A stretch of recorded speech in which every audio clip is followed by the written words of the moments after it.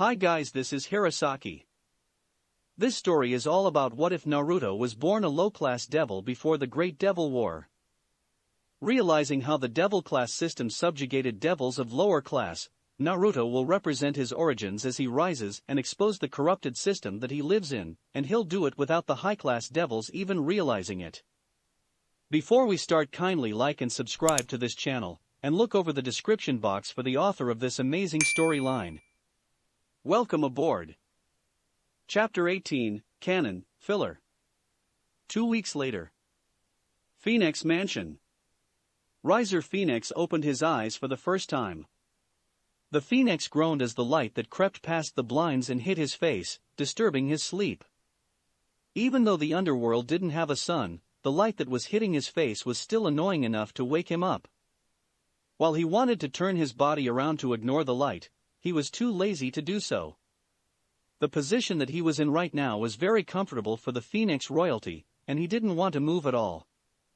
Marvin, close the blinds. Riser said with a yawn as he closed his eyes, expecting his order to be carried out. However, his eyes twitched with annoyance when his curtains weren't pulled together. Marvin, close the blinds. Again, he waited for his butler to close the blinds, but nothing happened. Riser growled out in anger as he pushed the covers off of him, and sat up in a fit of anger. Marvin, I said close the blinds. His anger, however, was switched with confusion when he saw that Marvin, his butler that usually woke him up around this time, wasn't there. Riser scratched his head in confusion, wondering what was going on. TCH, incompetent servants.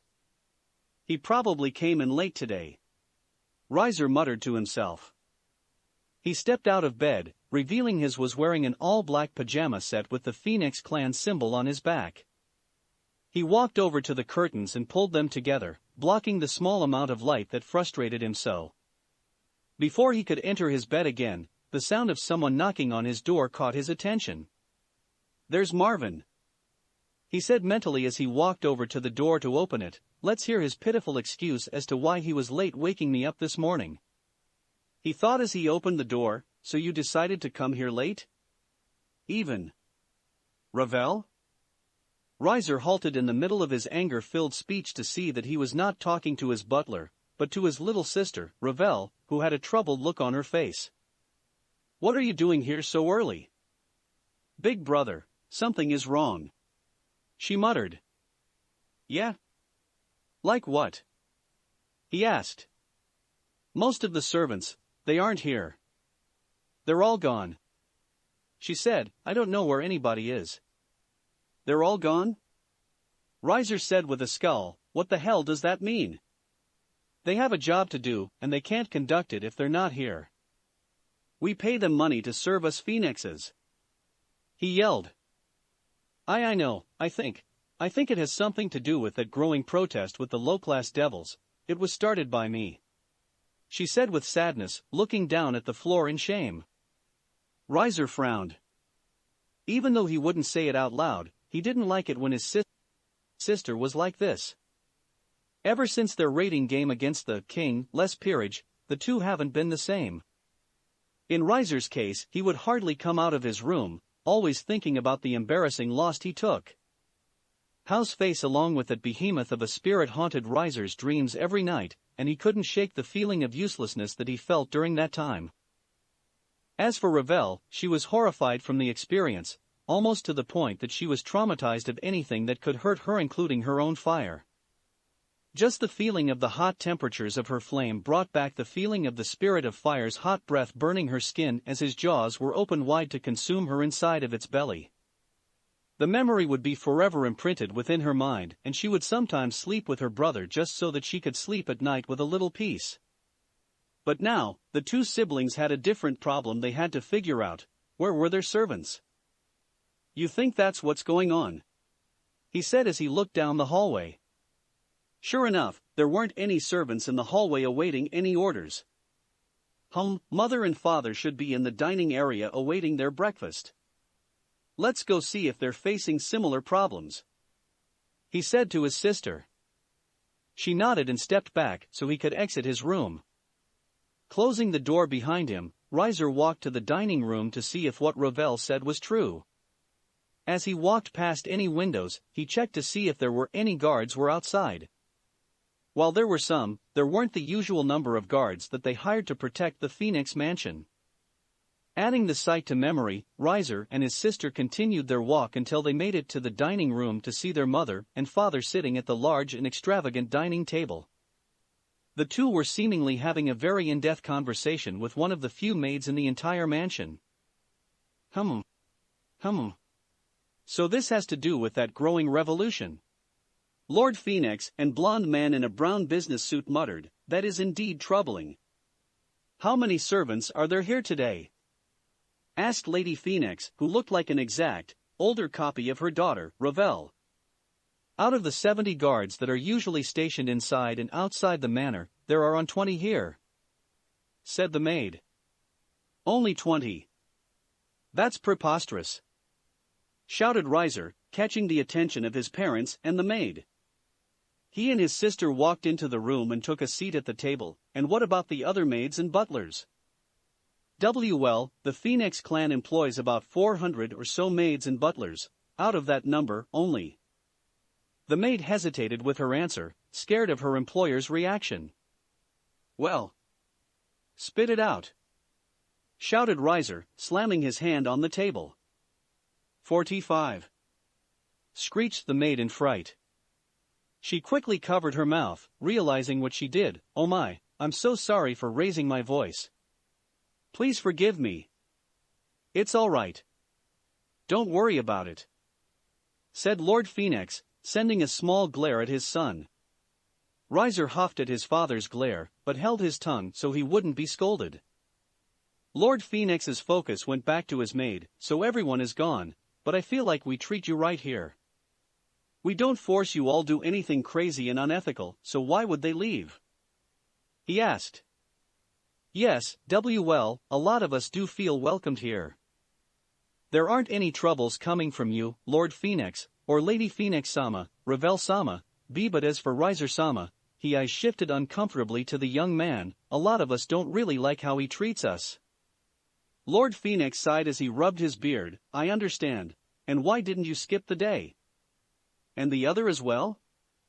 For me, I can't afford to participate in the protest.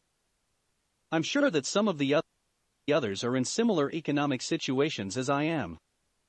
There are some servants that are like me and still went through with the protest, but I predict it won't be long before they come back to work or look for somewhere else to work," she explained.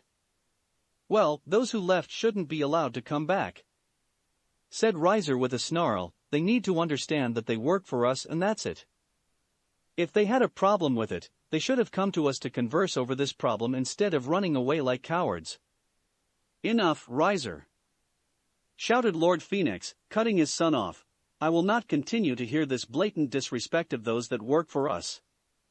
They say you're the main reason why almost all my staff is gone, and is why," he shouted in a rare display of rage.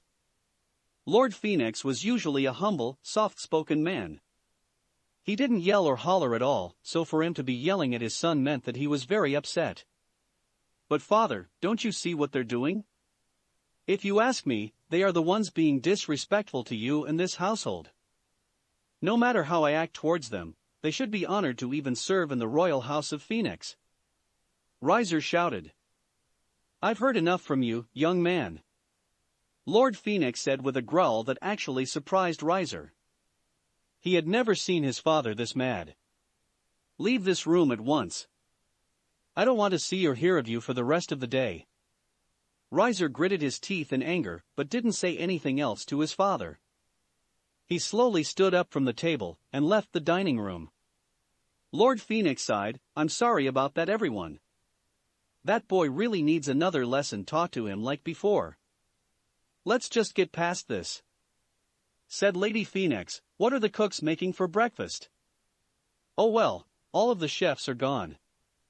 They all participated with the walkout," said the maid. "So, there isn't anybody to cook?" "Maybe I could," said Ravel. Nope. Not going to happen. We'll just go hungry," said Lord Phoenix, sweating bullets. He was well aware of his daughter's horrible cooking and didn't want to eat something that could still be alive as the final product. Well, none of us can cook. What are we going to eat for the day? Asked Lady Ravel, not very used to skipping on meals. I don't know, we'll figure something out, said Lord Phoenix. If I may, interrupted the maid, while I may not be the best, I can cook somewhat. If you want me to take over for the day, I will. Yes, that would be excellent. Thank you, said Lord Phoenix with a smile. The maid nodded and headed off into the kitchen to make the Phoenix family breakfast. Meanwhile, Riser made his way to the living room to watch television. Hopping on the couch, he grabbed the remote and turned on the television, not even caring as to what channel it was on. That's right, you heard it here. The king, Les Peerage, will be participating in a raiding game against Rai Agars, a powerful, influential devil within the Agars clan. That caught Riser's attention as he paid close attention to the female announcer. Also, another thing that has devils everywhere excited for this raiding game is that the king of the king, Les Peerage, may be attendance during this raiding game. What? Riser said with shock. Since he was defeated by this same peerage, he was very interested in whoever the king of such a powerful peerage could be. How do we know this? Some random fans of this peerage found Yo Asakura, one of the knights that is a member of the king, Les Peerage, shopping at the markets in the city of Lilith. They barraged him with questions and got a couple of answers out of him. Let's take a look. The screen then flipped to a video of a few young devils surrounding Yo, who had just walked out of the market. You could tell by the bad quality of the video that it was taking through something like a cellular device, but it still gave the watchers a good look of what's going on. Wait. I need to get home. Anna will kill me, shouted Yo as he tried to push past the teens. Who's your king's name? How strong are you? I love you, Yo. Who is your king? The group was very persistent in trying to get information out of the knight. He looked very uncomfortable around them all as he tried to push his way through the growing crowd, but he was pushed back into a corner with no way out. Trying to find a way out, Yo screamed, "All right. I'll tell you something. Just shut up." The crowd instantly went quiet, very interested in what he was going to say. After taking a quick few breaths of air, Yo quickly summoned his wings and crouched down. He'll reveal himself at our next game, he shouted as he took off into the skies with an impressive speed. So, according to this message by Yo Asakura, people are expecting the king of this mysterious peerage to be present for this raiding game. People have already come up with theories on who it could truly be, but the answer that we've all wanted to know may be answered in just a few hours. Tune into the Underworld Raiding Game Association channel at 5 p.m. to see if our questions will be answered. Finished the reporter as the screen went to a commercial. They're fighting today, muttered Riser, thinking back to his own raiding game against them, if he could even call it that. How it destroyed his entire peerage in just a few shots from that devastating spirit of his, completely embarrassing him. How's peerage colleagues didn't even join in the battle because he handled his team so quickly. Riser tried to watch a reply of his battle against How, but turned it off halfway through the video, unable to witness such defeat for a second time. Riser growled and shook his head, trying to get those thoughts out of his mind. Riser is better than them. I can get stronger, he shouted. However, the spirit of fire's murderous face flashed in his mind, creating a rush of fear to course through his body. He shivered and tried to get the memory out of his mind, but the picture of spirit of fire throwing Ravel in the air, while Hal looked down upon him with indifference, was permanently etched in his mind. Riser grabbed his head in anger. Riser needs to do something about this. A few hours later. Lucifer Mansion. In a dark room with a U-shaped table that sat dozens of devils, Surzex, along with the other Satans, entered the room, signaling everyone else to retire their conversations in favor of paying attention to the Satans. I'm glad everyone came to this surprise meeting. I know that the timing of it wasn't favorable, but the topic at hand is very important, and I needed everyone here in participation to discuss a major topic," said Sirzex. He and his fellow Satans took their seats in the middle of the U-shaped table, so that they could see everyone within the room. "Are we finally going to hear what happened during the three factions meeting?" asked an older-looking devil with a gray beard. "I must say that obtaining peace with the other biblical factions is a very impressive feat, Lucifer-sama. You are doing a wonderful job as Lucifer and are the rest of the Satans. The underworld hasn't seen better times than these, and it's all thanks to you four." "Aw. You're so sweet," said Seraphol, blowing a kiss at the older devil. "It is true. Now that we have peace, we can focus more on making the underworld better than it is now," said another devil. "Thank you for that," said Sirzex with a smile. "I am truly honored to hear those words of praise. Let us not forget that it has been all of our combined efforts into changing the underworld from what it once was before the Civil War. What I called you all here for today is to talk about what happened in the meeting, and how this may affect us in the future. I had to talk with my fellow Satans about my plans before presenting our ideas to you all." "What Sirzex says is true," said Ajuka Beelzebub. "While I couldn't attend the meeting with him and Seraphol, after listening to what was spoken, I believe that there are going to be some changes going on in order to keep order and peace in the underworld," he finished, putting a lot of devils on edge. "As you all know, there has been a rising revolution coming from the low-class devils," started Sirzex. "They have started to rebel against a system that continuously puts them down as third-class citizens. Their demands are usually along the lines of equality. Many have spoken out about how they have been treated serving those of higher classes, let it be serving their king or working for a high-class family. A lot of the families they have protested over are in this very room," he said, glancing over a few devils sitting at the table with them. "This subject was brought up during the meeting with the other factions and has a fear in my heart." "And how so?" said another devil with an arrogant smirk. "I don't see how we treat devils of lower classes has anything to with the angels and fallen angels," he said with a laugh, with a few other devils joining in. "It can start another civil war," Seraphol said with a growl. Hearing that, all of those that were chucking quickly shut their mouths and listened to Seraphol, who spoke with a very serious voice that was uncharacteristic of her. It was brought up by Azazel, leader of Grigori, of the growing divide between social classes of devils. He stated that if this divide were to continue, then it wouldn't be a surprise that a civil war would commence, seeing as we have a history of civil wars when we disagree with how we're governed, she said with a glare that was centered towards the first devil that started the laughing in the room. The man shivered under the pressure of Seraphol's glare, making it a rule not to anger her again. With her scowling of the devil finished, she continued, "If that were to happen, Azazel said that the angels and fallen angels would be in a very awkward state, seeing as we're allies now but devils would be fighting against each other. It would bring up the question, should the other factions be involved if such a war occurred?" "I see what they mean now," said another devil, this time female. She was sitting on the far right side of the table, and was scratching her chin in thought. If they were to get involved, the other factions would have to pick and choose which side they would be on, low-class or high-class devils. "But wouldn't they be on our side?" asked another middle-aged, male devil. "High-class devils are the ones that carry out most political aspects with other factions. One would think that they would be more familiar with us, therefore siding with us." "That is true, but the peace treaty that we signed was between all angels, all fallen angels, and all devils no matter social class. In order for us to have peace between factions, we had to come to the agreement that if we were to enter a civil war, both the angels and fallen angels wouldn't be forced to participate.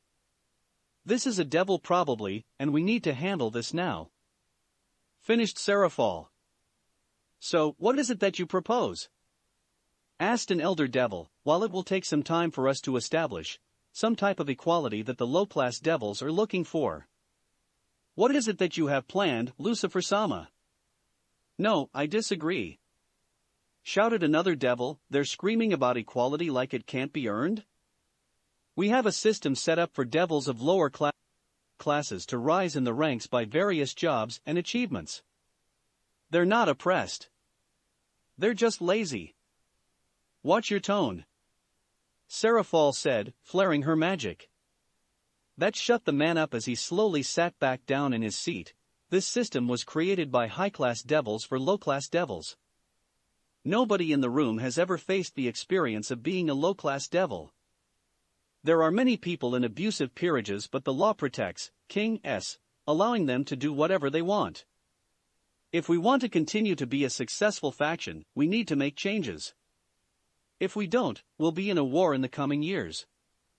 That's why we've come up with a plan, said Surzex, moving the focus of the room to him. Actually, it was Falbium who came up with the idea. Would you like to explain it further, Falbium? He said while turning to the Satan. Z. Everyone in the room sweat dropped when they saw the Asmodeus Satan drooling while in a deep and peaceful-looking sleep. That man can sleep anywhere at any time, said a devil who was silently impressed at the Satan's skill. He did say that coming up with this plan of his took up a lot of energy, said a Juka with a sigh. I guess we can award him with his rest. I'll do the explaining then, Surzex said with a chuckle. The plan is this. We'll be hosting a series of events that will promote the equality between devils. This won't be an overnight process. It will probably take a few years for everyone to get used to the change, but it will work. And what is the first step in this plan of yours? Asked the elder devil. It starts with the young devils gathering, started Surzex. Instead of only high-class devil youths invited to this meeting, I want to open the borders to promote young devils a part of the middle and lower classes. This way, the other classes will feel included with the high-class devils, which could relieve some tension and trust. They'll see that we are making the moves for the lower classes to show what they have to offer on a national scale.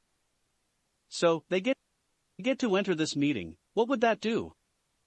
Asked the female devil. While that is progress, I don't think that will be enough. Correct, which is why we're going to do something special, said a Juka. Usually the young devils gathering is a meeting which leads to choosing this generation's rookie four, a group of young devils that stand out from the rest. We are going to offer this position to all of the devils involved with the meeting. Wait, said a devil that had been quiet the whole time. I have a problem with that. Yes, I see what we're going for, and this plan does seem well thought out, but giving away one of the positions of rookie four just to please the low-class devils. Even the high-class devils that participated in this gathering had to earn to be a part of the rookie four. This has a tradition going on for generation, and allowing anyone to have one of those spots is disrespectful. People look forward to the rating games of these young devils, so for it to be tainted like this would be very displeasing for a lot of high-class devils. We are preaching about equality, he stated wisely. You're right, so this is what I propose. Surzex took a few seconds of silence to add suspense to his next words. We'll have a tournament of those that were invited. Basically, a replacement of war. This tournament will allow those from all social classes to show off the power of their youth. This is what it comes down to. Devils respect strength, so why not put all of these young devils on a stage for everyone to see? That is a good idea, laughed the same arrogant devil. That way, everyone can see how quickly the high-class youth destroys those from the other class. Ha ha. I actually agree with this. They won't have an excuse for their incompetence when their skills are displayed for everyone to see. The high class's devil youth won't have any excuses either, said Surzex. Cutting off the man, they are also being tested on their strength as well. That's why this tournament will be one that could replace a war.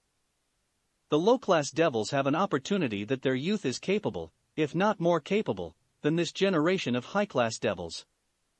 They'll have their hands full not getting embarrassed because of the pool of devils I have in mind are very strong. A question, said an elder devil. If the high-class devils are participating, will they be able to use their peerages? Good question, said a Juka. No, they will not be able to. This is a free-for-all, battle royal. The kings will be by themselves against devils that hunger for a promotion. The final four will be named the Rookie Four and receive prize money for their victory.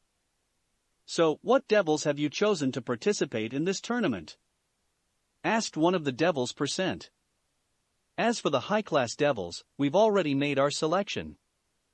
Stated Seraphol, starting with my little sister, of course, the high-class devils in attendance will be Sona Citri, Serord Bael, Seekvera Agars, Zephyrdor Glagiolabalas, Rias Gremory, and Diodora Astaroth. That's a fine young corps, said the man. And what about the other devils that will attend this meeting? We are still on the lookout for some, but we do have a few in our sights. I'll show you an example of one of them, said Surzex, opening up his palm and creating a hologram of what seemed like a boy, wearing an oversized poncho and had bandages wrapped around his head, only revealing his left eye. He had a hunched back and a distinctive straw raincoat protruding from the back of his camouflaged patterned scarf. This is Dosukin Yuta, low-class devil that lives in my territory of Lilith. Known for getting into street brawls and always winning, people have taken notice to his strength in the city. He's faced off against some high-class devils, as well. A perfect record to boot. He's an excellent candidate for this tournament. He seems a little rough and uncultured, said one of the devils in disgust. He hasn't been pampered all his life like most of us in here, said Surzex with a glare. It will be very entertaining to see how he battles against the others, and I'm sure those in the city of Lilith would be ecstatic to see him on the big screen. I'm in full support of this. This tournament is something one of a kind, never before seen, said a devil that was clearly very excited. One question I have is what we are going to call this battle royal. We decided to call it the Devil Exams. Simple, but it gets the job done. Before they could continue with their conversation, a man burst into the room unannounced. Excuse me for my interruption, but something has just happened. What's wrong? Asked Surzex, narrowing his eyes in suspicion. The king, Les Peerage, is about to have a rating game against Rai Agars right now. And what does that have to do with anything? Asked one of the devils in attendance. The king and queen have revealed themselves. It's Naruto Bael and Kuroka, the SS-class criminal, he yelled. The room erupted in gasps and shouts of disbelief. Naruto Bael and Kuroka. How is this possible? Said a female devil. So, he's finally making his move, thought Surzex. Na Naruto? Muttered Ajuka, catching Surzex's attention. Ajuya, and even Falbium, who woke up after all the commotion, stood wide-eyed at the name of their longtime friend. Go get a television in here and show us what's going on, he shouted. Yes, sir, he yelled as he retreated. Not too long after, the man along with two maids wheeled in a television. They clicked through the channels until they made it to correct one. This should be it. The television showed a crowd of people trying to get at a particular person in a wheelchair. A large group of security was surrounding him as well as his peerage members. Well, isn't this a party? Shouted a blonde man with a smile. It's a little too loud in here, Naya, muttered Kuroka. The camera then switched to a female reporter, who had to scream into her mic in order for it to pick up voice distinctively from all the noise around her. That's right. The king and queen have both revealed themselves to the war. Long-lost war hero Naruto Bael, also known as the Compass Needle of Victory, is the king to this mysterious peerage, and his queen is none other than the SS-class criminal Kuroka the Nikomata. With this revelation brings new questions about: where has Naruto Bael been for the past 500 years, since the Civil War, and why does he have one of the underworld's most sought-after criminals with him? We'll try to get a closer look to him to answer these questions. What in the hell is going on? Shouted Ajuka in a surprising fit of anger. He slammed his hand down on the table, the force of the blow causing spider web cracks to stretch out along the table. Why is he there? Where has he been all this time? AAA, aarrrgghh. He shouted in what sounded like pain as he grabbed his head. Beelzebub-sama! Shouted many of the devils in the room as they jumped up to check on the Satan. Something's wrong with him. The same for Falbium, said Seraphol with worry as she hugged her much taller friend, who was clawing at his bald head like there were a colony of ants biting all over it. So something isn't right. He growled out between his clenched teeth as he endured the pain that he was feeling. Naruto-sama. Naruto-sama. A minute of your time before you enter your rating game, shouted the reporter. Sure thing, he said with a smile. The security around Naruto and his peerage opened up and allowed the woman and the cameraman to interview Naruto. Thank you very much for your time. Doris Burke, reporter of the URGA, Underworld Rating Game Association. The people want to know where you have been since the Civil War such a long time ago. How did you stay under radar? I can't reveal that right now. Just know that I'm good at hiding, he said with a laugh. Suddenly, a blue magic circle appeared over both of Falbium and Ajuka's head, surprising everyone. What a second, said one of the devils in the room, analyzing the seal. That's a Citri magic circle, he shouted. Everyone instantly took a mental image of the seals over Falbium and Ajuka's head. Sure enough, everyone deduced that it was a Citri clan magic circle. Aha! Ajuka and Falbium shouted at the same time. The seals started to crack before breaking completely and fading away in blue light. The two Satans slumped over on the table, unconscious. What's going on? Seraphol mumbled to herself, but everyone heard her. She was in shock seeing her old family's seal over her friend's head. That meant that they had something to do with her friend's pain, and it all happened when they saw Naruto. I forgot all about the seals, Surzex thought mentally. What he was referring to was the same seal that was revealed to have been placed on him a long time ago by the Stiri. It was Naruto and Orochimaru that had freed him from his seal, but Orochimaru told him not to say anything until the time came. Things are really going to get complicated now. Sorry about that, Surzex, said a voice from within Surzex's mind, a voice that wasn't his. He instantly was searching around him, trying to find an owner to said voice. His searching came to a stop when he saw a glowing, orange orb that was floating near the ceiling. Naruto, Surzex whispered. Yeah, it's me. I know you see me talking on the television thingy, but I'm here. I'm going to do some crazy stuff coming up. I hope you know how to handle it. And your queen is Kuroka the Nikomata, an SS-class criminal. How is she on your peerage? Surzex's focus went from Naruto's orange orb to the Naruto who was being interviewed. His eyes widened when he saw a smirk grow on Naruto's face. Oh, that? Surzex waved all of her past transgressions when I told him that there was a reason why Kuroka killed her past master. Her master wasn't a nice person, something people really don't know. Naruto turned to the camera and waved at it with a smile. Thanks for understanding, Surzex, for understanding. Hope you're doing well. That's it for questions. We need to report to the location where Naruto-sama will be transported to the raiding game. Let's move, shouted the lead security guard. The team pushed through the large crowd of people and entered a building where the transportation would happen. Seems you'll be in quite the pickle during these coming days. Hee hee ha ha ha ha ha ha ha ha ha. The orb laughed as it disappeared without a trace. What are you up to, Naruto? Surzex said with a growl. Lucifer-sama, is what Naruto-sama said is true? Did you pardon the Nikomata?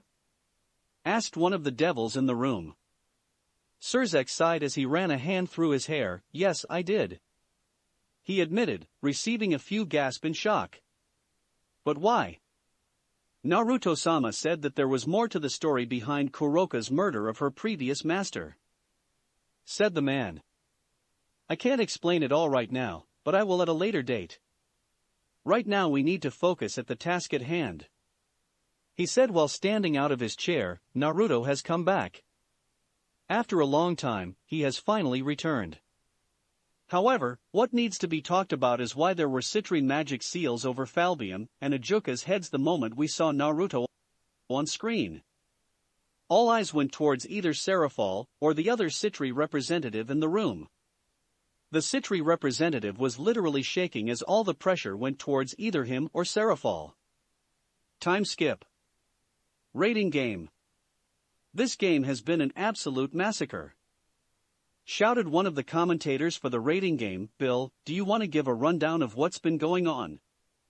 "Sure thing, Jim," said another commentator as the camera zoned into Naruto and his peerage casually making their way through the desert they were in. First things first, the location.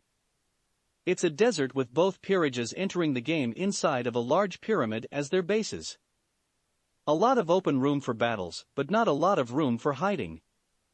However, Naruto Bael's peerage didn't even notice the harsh conditions of the hot desert, as their strategy is simply let the opponent come to you, which has been working in their favor. Naruto's peerage started off this rating game by abandoning their base and making a straight line for Rai Agar's base, plowing through any of his peerage members that get in their way. The only people left on Rai's peerage is himself and his queen, both of them awaiting Naruto's fully healthy peerage to meet them out their base. A tough position to be in for Rai. You're right about that, Bill. The most impressive thing about this match is that Naruto's Bishop, Hawasakura, has been the main charge for this game, destroying everyone with a douse of hot flames from his partner, the Spirit of Fire. He said with a few highlights of how flamethrowers decimating Rai's peerage members flash on the screen, brings back memories to the rating game against Riser Phoenix. Sure does, Jim. This game hasn't been going on for long, but Naruto's peerage is seemingly ready to clean things up here with this last match, said Bill as they ended their commentary and the camera focused back on Naruto and his peerage. "It SSS hoot," complained Kuroka as she slowly trudged through the sand. "Can't we just blow up the triangle thingy and then leave, nya?" "Naruto-sama doesn't want to do that, Kuroka, so just deal with the heat for now. It won't last for much longer. YOSH. I can't wait to meet their king and queen. They must be very strong," shouted Lee with his usual enthusiasm. "I just want to go back home to sleep," Yo said with a lazy yawn. "This place is boring." "Agreed," Anna said stoically. "All of you are wanting to go back home, but aren't doing any of the heavy lifting," said Hao, rolling his eyes. "I would do something, but it's too damn hot," Kisame said with a growl, making sure that he was walking in the shade that the giant Spirit of Fire provided. "Any other day, and I would be killing these little tadpoles." "It is hot out," mumbled Naruto.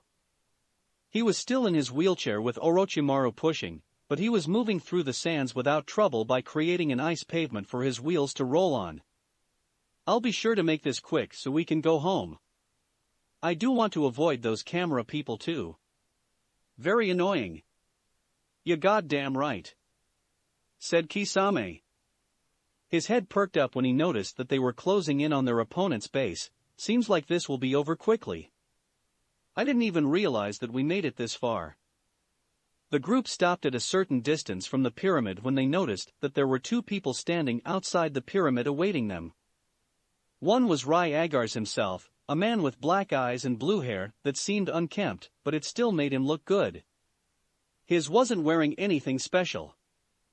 If one were to see him now, they would say that he would be heading to a business meeting because of his attire of choice, an all-white button-down shirt that seemed a little too small for his muscular frame, paired with a black dress pants and shoes. Standing beside him was his unnamed queen. She was wearing an elegant purple cloak that made her look like a wizard. She was very beautiful with her gray hair and curls and her purple eyes gleaming with mischief. A look her and Kuroka shared. Rai took a few steps closer and stretched his arms out. "Well then. Who would have thought that I would be the one going against Naruto Bael, the compass needle of victory? This is certainly an opportunity that even I feel unworthy of having. I am looking forward to the battle, Naruto-sama. He finished with a bow. Naruto tilted his head sideways in confusion. You speak as if you know me. Have we met before? Asked the blonde Bael. Yes. You may not remember, but during the Civil War, the legion that you were in came and saved us from a siege of old Satan faction devils. We were trying to protect the Belial clan territory, and were failing until you all came. I remember when you took charge that day, throwing your needles around and disabling hundreds of the enemy's troops. It was a sight that I will always remember. Said Rai. Oh, I remember that day. That was a long time ago. Said Naruto with a smile. Yes, it was. However, instead of us being on the same sides, we stand opposite of each as enemies. Fight me, Naruto Bael. My queen and I have been awaiting an opportunity like this show off our real strength. Well, if you say so. Sang out Naruto, pushing himself from out of his wheelchair. Kuroka, do you want to dance with me? Sure thing. She said with a smile, joining his side. We haven't fought against anyone together in a while. Sure, has been a while. He said, just to let you know, those a part of the Agar's clan have the ability to control time. It isn't very powerful, but it can be hindrance. Nothing we can't handle, Naya. She said while rolling her shoulders, let's make this quick. Naruto Bael, king, and Kuroka, queen. Versus Rai Agars, king, and unnamed, queen. Haha.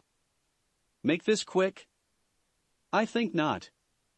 Shouted Rai, summoning a basic sword and running towards the duo while his queen took to the skies. One moment Rai was decent distance away from them, and then next he was right in front of them with his sword ready to slash at their flesh. Naya. Shouted Kuroka, quickly thinking and protecting the both of them with a barrier. Rai's sword bounced off Kuroka's barrier without leave any damage done to it. TCH.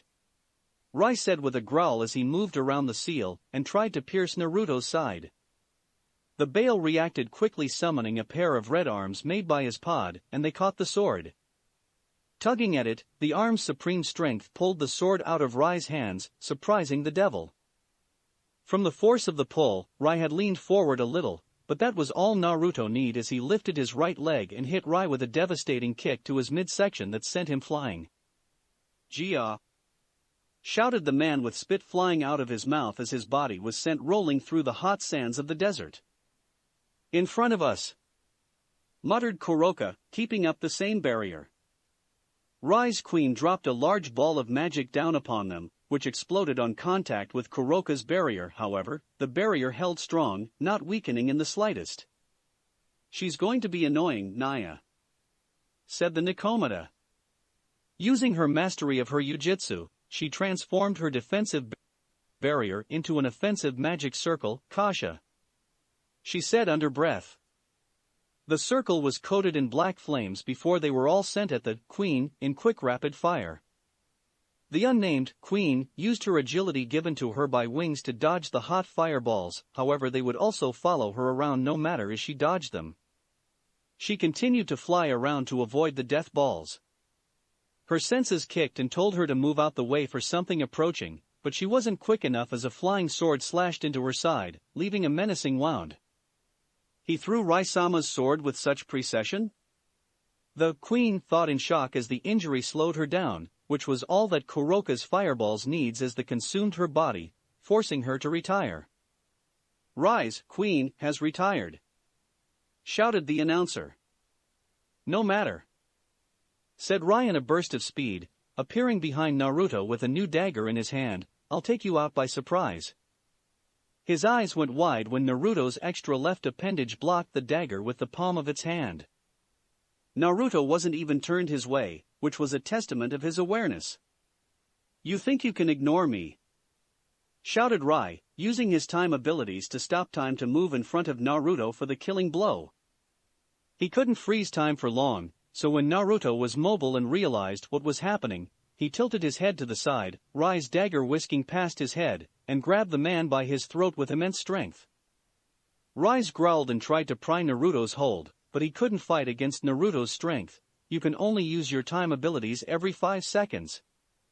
Rai's eyes widened when Naruto spilled his secret, more than enough time needed to defeat you, he said as he threw him in Kuroka's direction. Kuroka created a pink seal that enveloped Rai's body once he made contact. He landed harshly on the ground, but was confused when he realized that he was Pink Bubble. This won't kill you, but it'll do some damage, Kuroka said with a wave. Rai wondered what she was talking about, but the sense of danger shot through his body when he saw that there were 4 seals that started to smoke within the bubble. Without warning, seals exploded, with Rai's right in the middle of it all. The bubble expanded and expanded until it couldn't hold in the force of the explosions, bursting and releasing a smoking Rai. Said man's clothes were tattered, not one spot was safe from Kuroka's death trap. He gritted his teeth and slowly pushed himself up, but the pain washed all over his body, leaving him immobile. And that's game, said Naruto, recalling his arms. He walked over to Rai and kicked him over. The high-class Agars groaned in pain as he was flipped on his back. Sorry Rai, but my team wants to go home. You can't fight anymore, so just do us all a favor and surrender. Rai chuckled, though they could tell that it was a painful chuckle by how strained his voice sounded. I guess you're right, he said with a smile. I'm just glad that you're back, Naruto-sama. Naruto gave the man a small, true smile, glad to be back. Before I surrender, I'd like to propose an alliance, he suggested. An alliance? Said Naruto, very interested in that. Yes, he said while rubbing his side. I'm sure that those of the Agars clan would agree that you will become an important face in the underworld, and with such power, you'll need alias to help you, especially politically. Now you have my attention, said Naruto. I accept, but we'll talk more about this at a later date. We will meet soon, but you need to be healed soon. You're right. I look forward to it, Naruto-sama. You, Kuroka the Nikomata. Kuroka's ears perked up at hearing her name. Yes? Watch over him. Naruto-sama is a wild cannon, hee. He'll need your help as well. For sure, Naya, she said with a smirk. We'll meet soon, he said while looking Naruto in the eye. I surrender.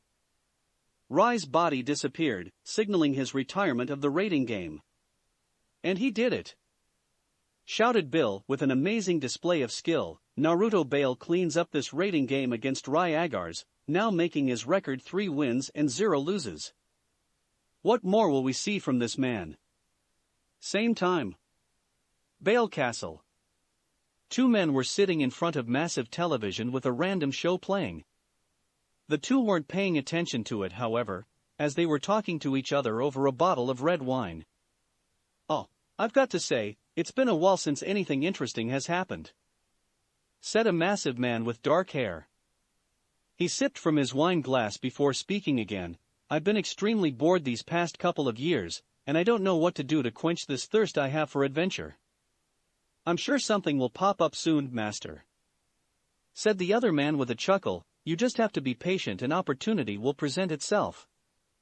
If you say so. I'm going to need that opportunity to come in a hurry though, he said with a deep laugh. The movie they were watching switched to a new announcement. This is breaking news going out across the entire underworld. The once king, less peerage now has a king we can put a name to. Naruto Bael, war hero of the Civil War, has revealed himself to the underworld after centuries of being off the map. Nobody knows where he's been all of this time, but we are surely happy to see him back. Both men went quiet as they continued to listen to the news report. The report showed Naruto's face, along with his highlight during his raiding game against Rai Agars that just ended. During the entire time, both men were silent as a wave of shock coursed through their bodies. However, the large man stood up from his seat with a menacing grin on his face. Naruto Bael, he. Aren't you out your seal a little too early?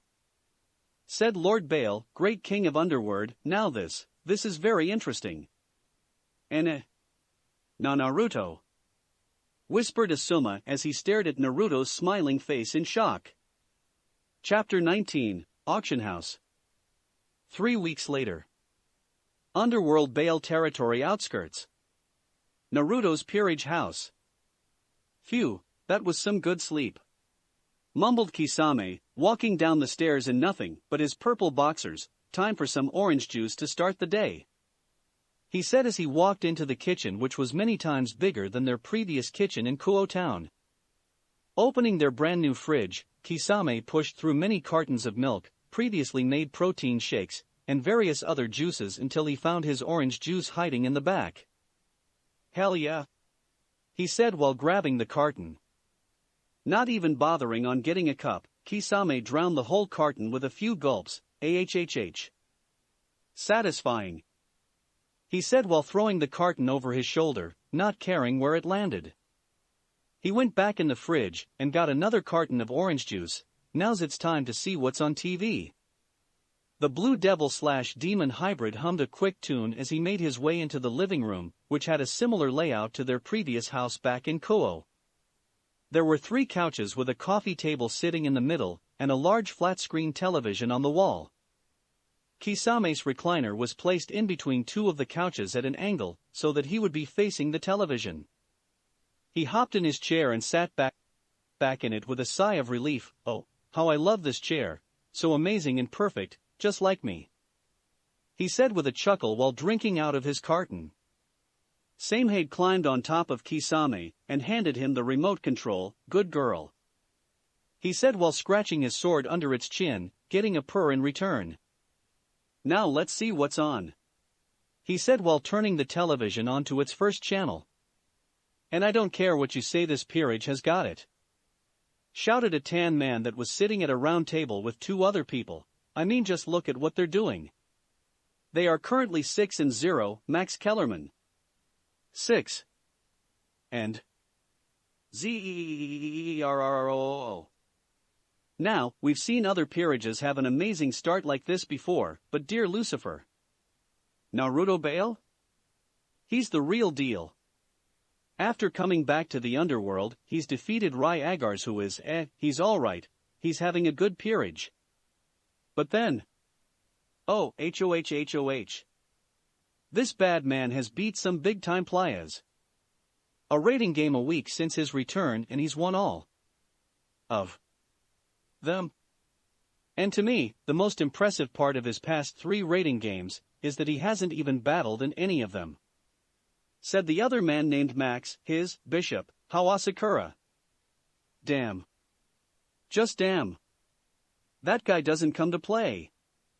He's forced the most retirements out of his peerage, and he does it in an instant. This peerage, Stephen A. Smith? It's something that we've never seen before. And I agree. But how strong do you think they are? Said Stephen, looking at Max with a look of suspicion. Now I know that I'm known for making bad calls on rating games and ranking, but I want to hear you, Max Kellerman. How do you think this peerage will affect the rating game scene? Honestly, I think this can turn out to be a top 10p. Absolutely not, interrupted Stephen A. Smith. See, Molly, he said to the female moderator. I knew this man was gonna say something preposterous. Are you kidding me? Let me expla. Are you kidding me? Top 10. They haven't even played 10 games yet, and you're saying they'll be a top 10 peerage? Have you lost your mind? I'm saying that this is something I've never seen before, and that their potential is out of this underworld, shouted Max. Are they a top 10 peerage now? No. Can they be a top 10 peerage? Yes. Yes.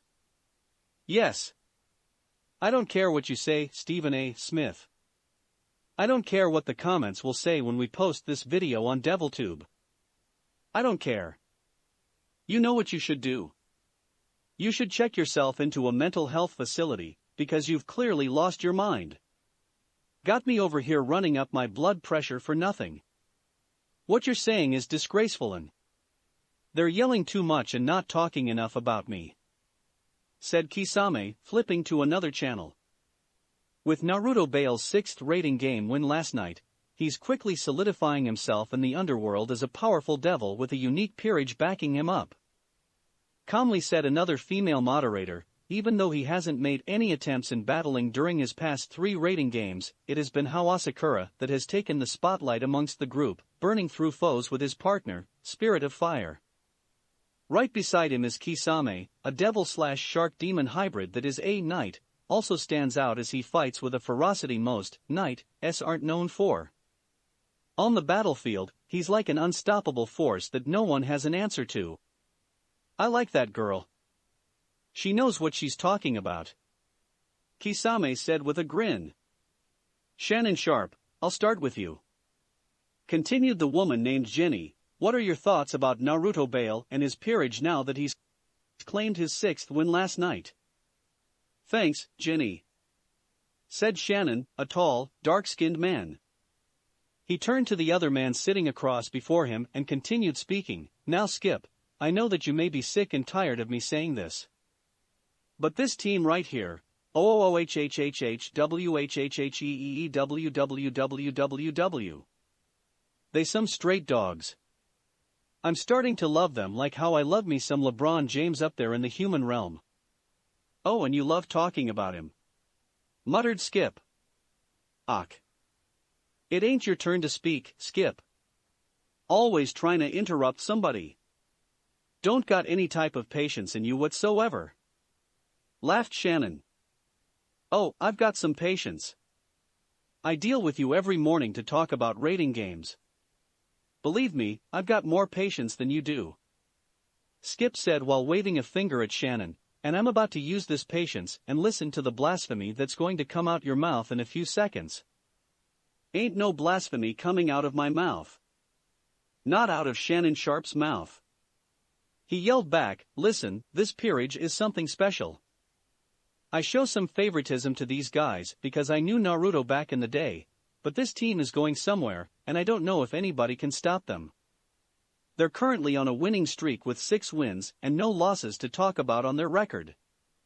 The last 3 rating games they had were all challenges from other Kings and Naruto, and his peerage washed them like they were the ones that sent the challenges. While they're not all high-class devils, these devils he has on his team are stronger than most high-class devils that sleep on top of gold every night, Skip. The only thing I wished I saw more of from them was that the whole peerage would participate in the rating game, but so far, I've enjoyed watching how Asakura and Kisame clean through these cats like a pair of dirty draws. That's all I've got to say," said Shannon, dropping his pen as if he had proven a point. "So, it's my turn now?" asked Skip. "It's your turn, Skip Bayless," shouted Shannon. "Go ahead and spit out all that bulljive out your mouth. Go ahead. I promise you that there isn't any type of bulljive coming from me," said Skip while rummaging through some papers with statistics written on them. He took a deep breath before continuing to speak. "So, last night one Naruto Bael cleans through another peerage. Very nice rating game. How and Kisame cleaned through them like they were nothing, just like the past 2 game before. They're a pretty nice group of devils. Very strong group of devils if I can add that in." "Aha," said Shannon, waiting for Skip's judgment. "However," shouted Skip while slamming his hand on the desk, "I still think that he is cheating. I know it. I have this small voice in the back of my head, and it's telling me, they're cheating, and you know it. And I'm listening to that voice with no hesitation. But SSSSSKKKKKIIIIIPPPPPPPPP. Shannon dragged out. "No, I do not want to hear it. Everybody knows that this man Naruto Bael has a king piece. He has a king piece for Lucifer's sake. That is illegal and he should be investigated immediately. Everybody knows because we all remember that in that little, funny orb form of his, whatever it was, during his rating game against Serord Bael and Riser Phoenix, we clearly saw the king piece. But no one cares because it's the great Naruto-sama that came back from God knows where. And I'm sick of it. We don't know where this guy has been for the past 500-something years. We don't know what he's been doing, but we're going to open our arms to him just like that. Who is this man? I've been alive for a long time, much longer than you, Mr. Sharp, and I can tell that something is wrong just by looking at it. Okay, but see, I'm not going to let you talk about him like that. Yelled Shannon, this man. Y'all know my story. Came up broker than Humpty Dumpty when he fell down that wall and cracked his ass. It was me, my 7 brothers, 3 sisters, my father, his 3 wives, and my grandma all living together in a 2-room house. 2 rooms? Asked Skip. I said 2 of em. He shouted, my grandma told me that I was special, and that I'll make a way out of that lifestyle. Got drafted to fight in the Civil War for the anti-Satan faction and almost lost my life. But this man right here came and saved my whole legion. Naruto Bael saved my life. I will always be in his department. After that, I was added into my king's peerage. Lucifer rest his soul, he died not too long ago, and we had ourselves a good time beating all them peerages that came our way. Not long after that, I was made a high-class devil, got my own peerage, and I'm living lavish now, but that couldn't have happened if Naruto Bael didn't save my life back then. That's an amazing story, but that has nothing to do with the fact that he may be cheating. ACH. I don't want to hear it. He isn't that type of person. Okay, they're arguing more about that idiot and not me. Said Kisame, changing the channels until he landed on a movie. Stupid people don't recognize my greatness. Your pouting is amusing to me. Said the voice of Orochimaru from behind him. Both Kisame and Samahata jumped at the voice and turned behind them to see Orochimaru in his usual gray, morning robe with a cup of coffee in his hand. God damn it, Orochimaru. Don't sneak up on me like that, you pasty bastard. Orochimaru chuckled. Of course, Kisame, kukuku. He said as he sat on one of the couches, seems like they were talking a lot about us. Looks like our plan to fame and notoriety is working well. Yeah, but they aren't talking about me a lot. It's either Hao and his stupid imaginary friend flying around or Naruto, trying to come up with theories about him or some shit. He grunted. Naruto-sama is a mysterious man. Said Orochimaru while sipping out of his coffee cup. I wonder what the man has planned next for us. Hopefully our next rating game will be funnier than the others. They've been shit. Said Kisame. Funnier? Said Orochimaru with a raised eyebrow. That's what I said, right? Snapped Kisame. Orochimaru rolled his eyes and focused back on his coffee. Sure thing, Kisame. Have it your way. Damn right. Where is the blonde idiot anyway? Asked the shark demon. Naruto-sama, Orochimaru made sure to put emphasis on the sama part, is out with Anna for their daily meditation session. I believe that those sessions with Anna are really helping him control his emotions. Good for him. Said Kisame, rubbing Samahata's scales through the bandages covering it. I need some excitement in my life though. These rating games haven't challenged us at all. I want to actually fight somebody, and have my name plastered all over the headlines, and not stupid how. He grunted. What was that, Kisame? Said a voice from behind the man. Kisame turned to look behind him to see Hao, in his usual brown tunic, glaring at him with his arms folded. I said I want to see more of me on the headlines and not you. You're not even knocking out the competition, it's that fucked up fire monster that does all the work. Scoffed Kisame, me and Samahata? We do equal amount of work. I swing. She eats. It's a win-win for the both of us. You just tell that monstrous flaming voodoo doll what to do like it's your kid. Me and Spirit of Fire have a partnership just like you do with your sword. The older Asakura brother said while shaking his head in disappointment, I honestly don't like the attention I'm getting from our rating games, but it's something I can deal with since Naruto-sama is benefiting from our victories. Yeah, says the guy that tried to kill him almost 2 months ago. Kisame countered. He groaned as he changed the channel using the remote control. I swear there is nothing on this morning, damn it. Hao ignored Kisame's jab and took a seat in one of the available couches. The three men didn't speak to each other after that, allowing the sounds from the television to wash over the room. Kisame flipped back to the same channel that was talking about them previously a few times, but they had moved on to a different topic. The shark demon/devil hybrid continued to skim through channels, trying to find something of interest, but with no success. It was a magic seal that appeared next to Orochimaru's ear that drew everyone's attention. Hello? Orochimaru, are you there? Said a very familiar voice. Surzex?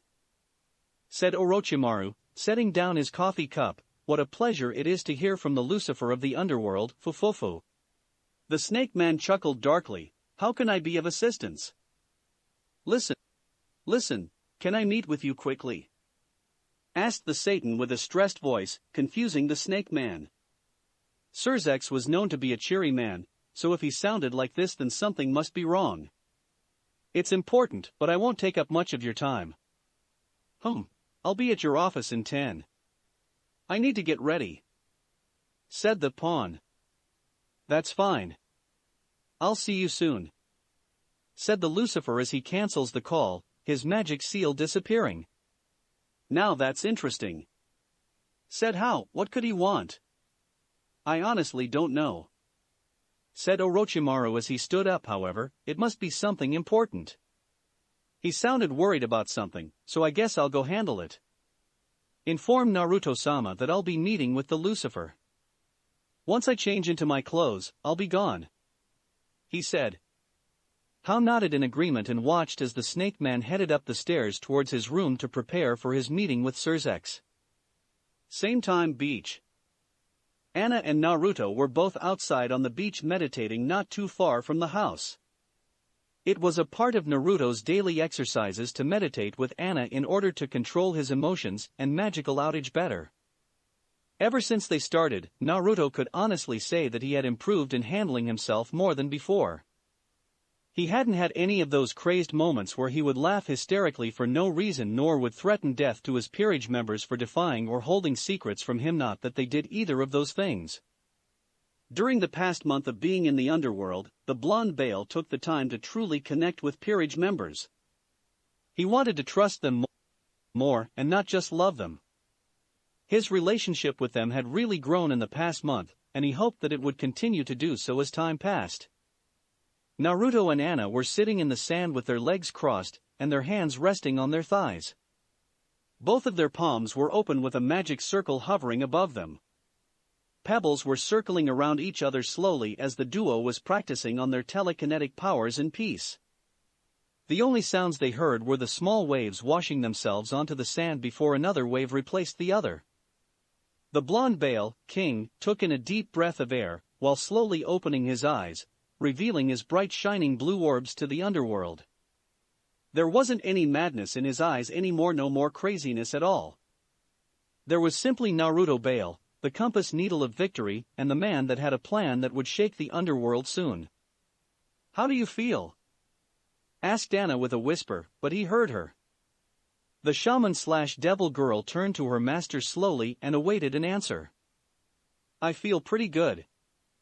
He said with a sigh, increasing the speed of his rotating pebbles floating over his hand. More in control. Good. Said the girl, how does your magic feel flowing throughout your body? Calm and natural. He answered, just like a calm river on a sunny day.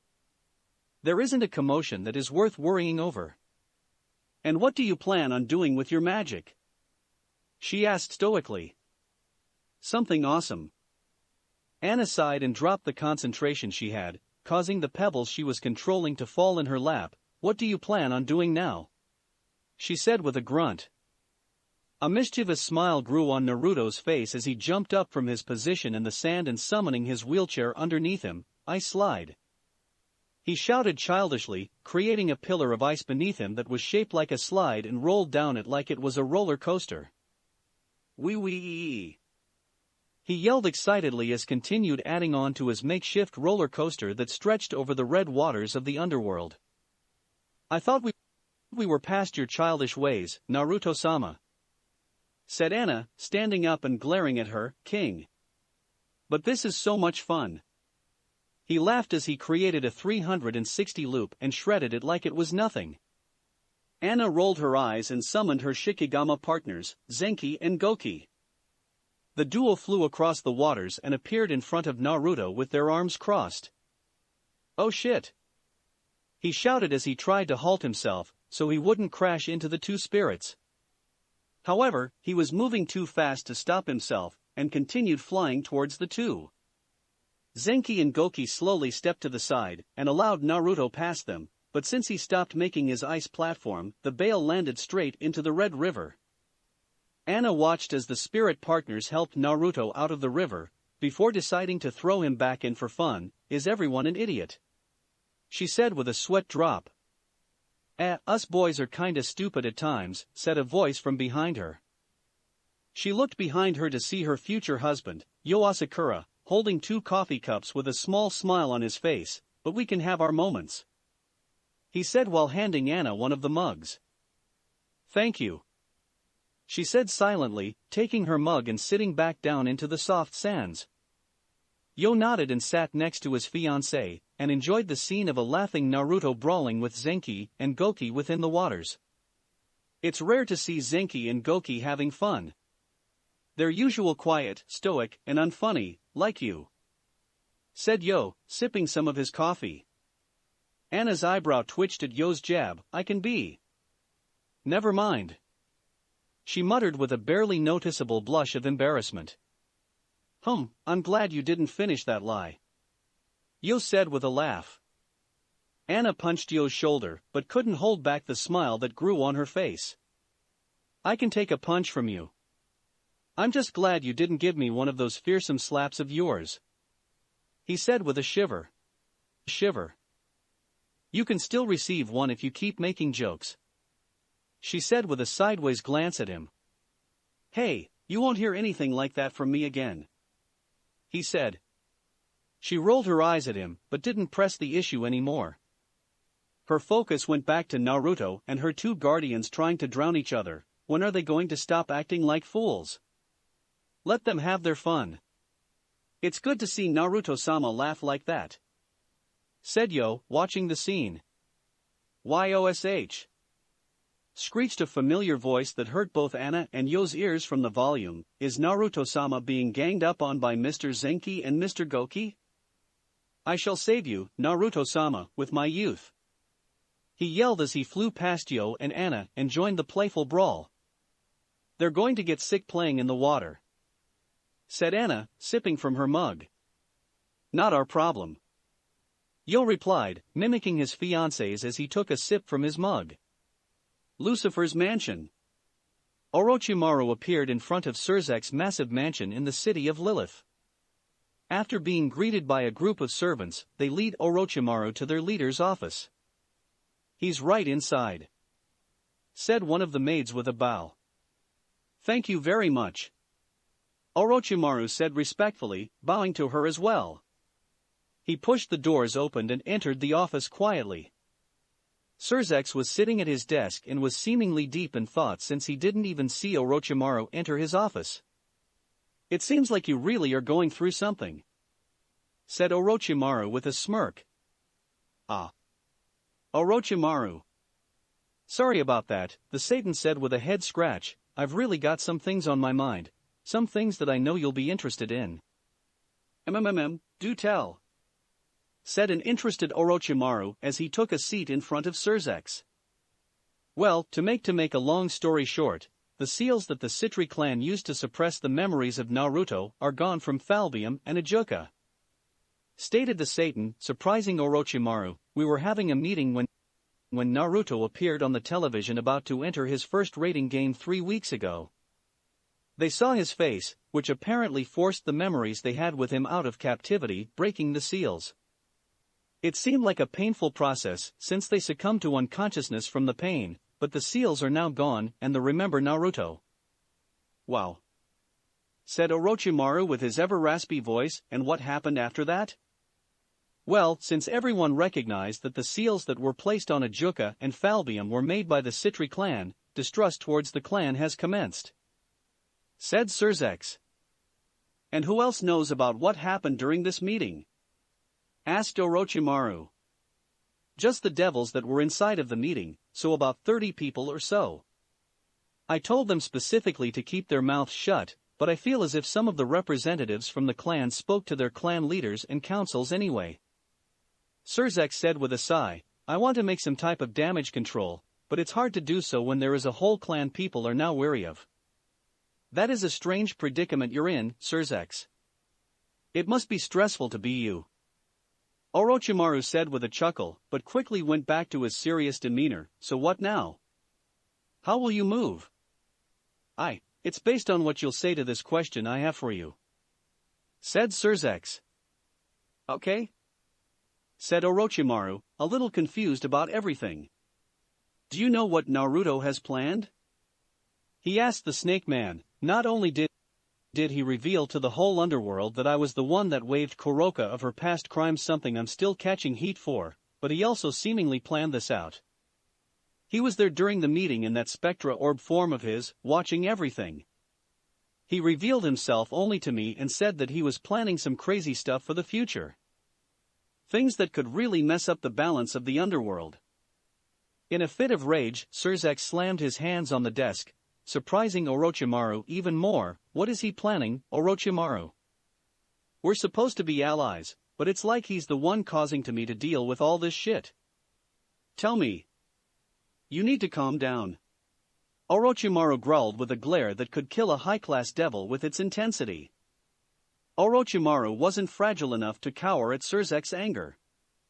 He was too strong for that, and he never showed any weakness to anybody, friend or foe. Plus, in his fit of rage, Surzex was providing some good information for Orochimaru to tell his master when he got back, but he needs Surzex to calm down so that they could both have a conversation like adults in order to solve his problems. Surzex took a few deep breaths before sinking back into his chair. "I'm sorry," he said with a sigh. "It's been a very stressful couple of weeks, and I feel like I'm being played. This mess that I'm going through now, how he was present at the 3 factions meeting, the growing revolution from the low-class devils, it's a bit too much." The Satan finished. "It's all right, Surzex. We'll figure this out," said Orochimaru. "Now, all Naruto-sama told us is that he wanted to make a name for himself in the underworld, which is why we've been taking up rating game challenges left and right. He wants to be in public eye since it's been so long that he's been seen by anyone. That's all I know." Questions were going to rise anyway when people saw Kuroka with Naruto, since she is still seen as a SS-class criminal, but has had her crime privately waived from you. If she didn't, she would be protected by Naruto, and would be able to tell her story to the public in order for everyone to understand her side of the story that caused her to be a criminal. "You're right," said Surzex, "but what about Falbium and Ajuka? They've recovered from their injuries, but they have questions that they want answered. Everyone has questions about them, and I can't answer them. To be honest, Lucifer-sama, I can't answer them as well. The only people you can get answers from is the Stiri clan themselves. They're the ones that put seals on the Satans, including you, so they're the ones with the answers. However, since you're keeping this situation that happened private, I say you wait on it for now. I think that Naruto-sama may have that covered," said Orochimaru. "What do you mean by that?" asked Surzex. "Well, I think Naruto's reveal did more than we think, and this is me just speculating. I think he wants those that did him wrong to call out themselves. He wants them to come out about what happened to him so long ago," stated the Snake Man. "What makes you say that?" asked Surzex with narrowed eyes. "Naruto-sama's revival to the underworld made people think. Where was he? Why was he gone for so long? These questions are being asked more and more as Naruto-sama's face is plastered everywhere with headlines. The first question answered that the public has is why Kuroka is on Naruto-sama's peerage. They now know that you are the one that waived her of her past crimes. While everyone is still wondering why you did such a thing, which is still one small answer to this very long and mysterious turn of events. The next question they would want answered is why wave Kuroka, which will then reveal her story, and that you waived her so that we could free you sister from her arranged marriage with Riser Phoenix, a deal that also involved a pint of Rias Gremory and Sona Citri's blood. Surzek's head snapped up when it clicked for him. It's like a line of dominoes, one by one. This whole fiasco will become public knowledge as the time passes. And I think he knows it, said Orochimaru. Those seals? Falbium and Ajuka are going to want answers, so will Serafal and the others that know about them. Devils aren't beings of honesty, so no matter what you demanded, those present during the meeting probably ratted to their superiors, and they'll want to know as well. Naruto-sama knows this is just watching it all happen with his feet kicked up. Finished Orochimaru. You say this is you just speculating, but I can see this being true. Sighed Surzek. He didn't deserve what he went through, but he sure is making a statement with his return. He's really going to rattle the underworld with this one. I guess that's what he wanted to do in the first place. Naruto-sama always has a plan. I still don't know what his end goal is, Orochimaru said, lying through his teeth. Naruto had revealed to his peerage what he planned to do a few weeks back after their first raiding game when they made base in the underworld. He knew Naruto was gunning for the position of Great King, and by how things were going he was well on his way to that role. Thanks for this, Orochimaru. You're a very good listener, and it helps me get my thoughts together. Sorry for yelling earlier, said Surzek with a small bow. No problem, said Orochimaru with a dismissing wave. Well then, since that's everything, I'll be taking my leave, he said while standing up from his seat.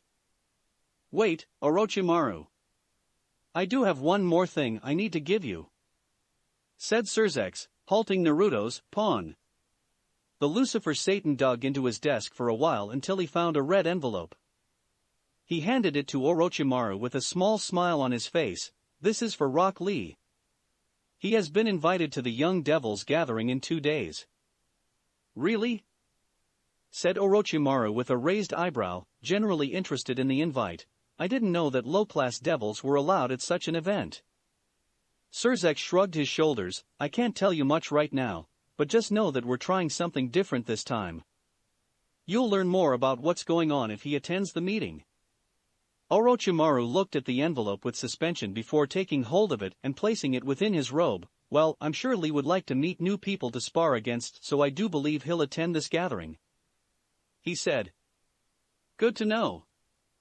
Thanks again, Orochimaru. You've been a big help today, said Surzek with a smile. Anytime, Lucifer-sama. Anytime, Orochimaru said with a bow as he disappeared within a magic seal. 10 minutes later. Naruto's peerage house. YOSH. I shall go to this meeting to show my youth, shouted Lee as he looked at the envelope with a fire in his eyes. Hold on, Lee, said Naruto as he dried his hair with a towel. The group gathered themselves into the living room when Orochimaru announced that he had news that he needed to tell everyone. They all sat in the many couches in the room to listen to what happened during Orochimaru's meeting with Surzek with interest. The blonde Bael was shirtless while wearing orange sweatpants. Zenki and Goki's massive bodies were sitting next to Naruto with towels in their lap.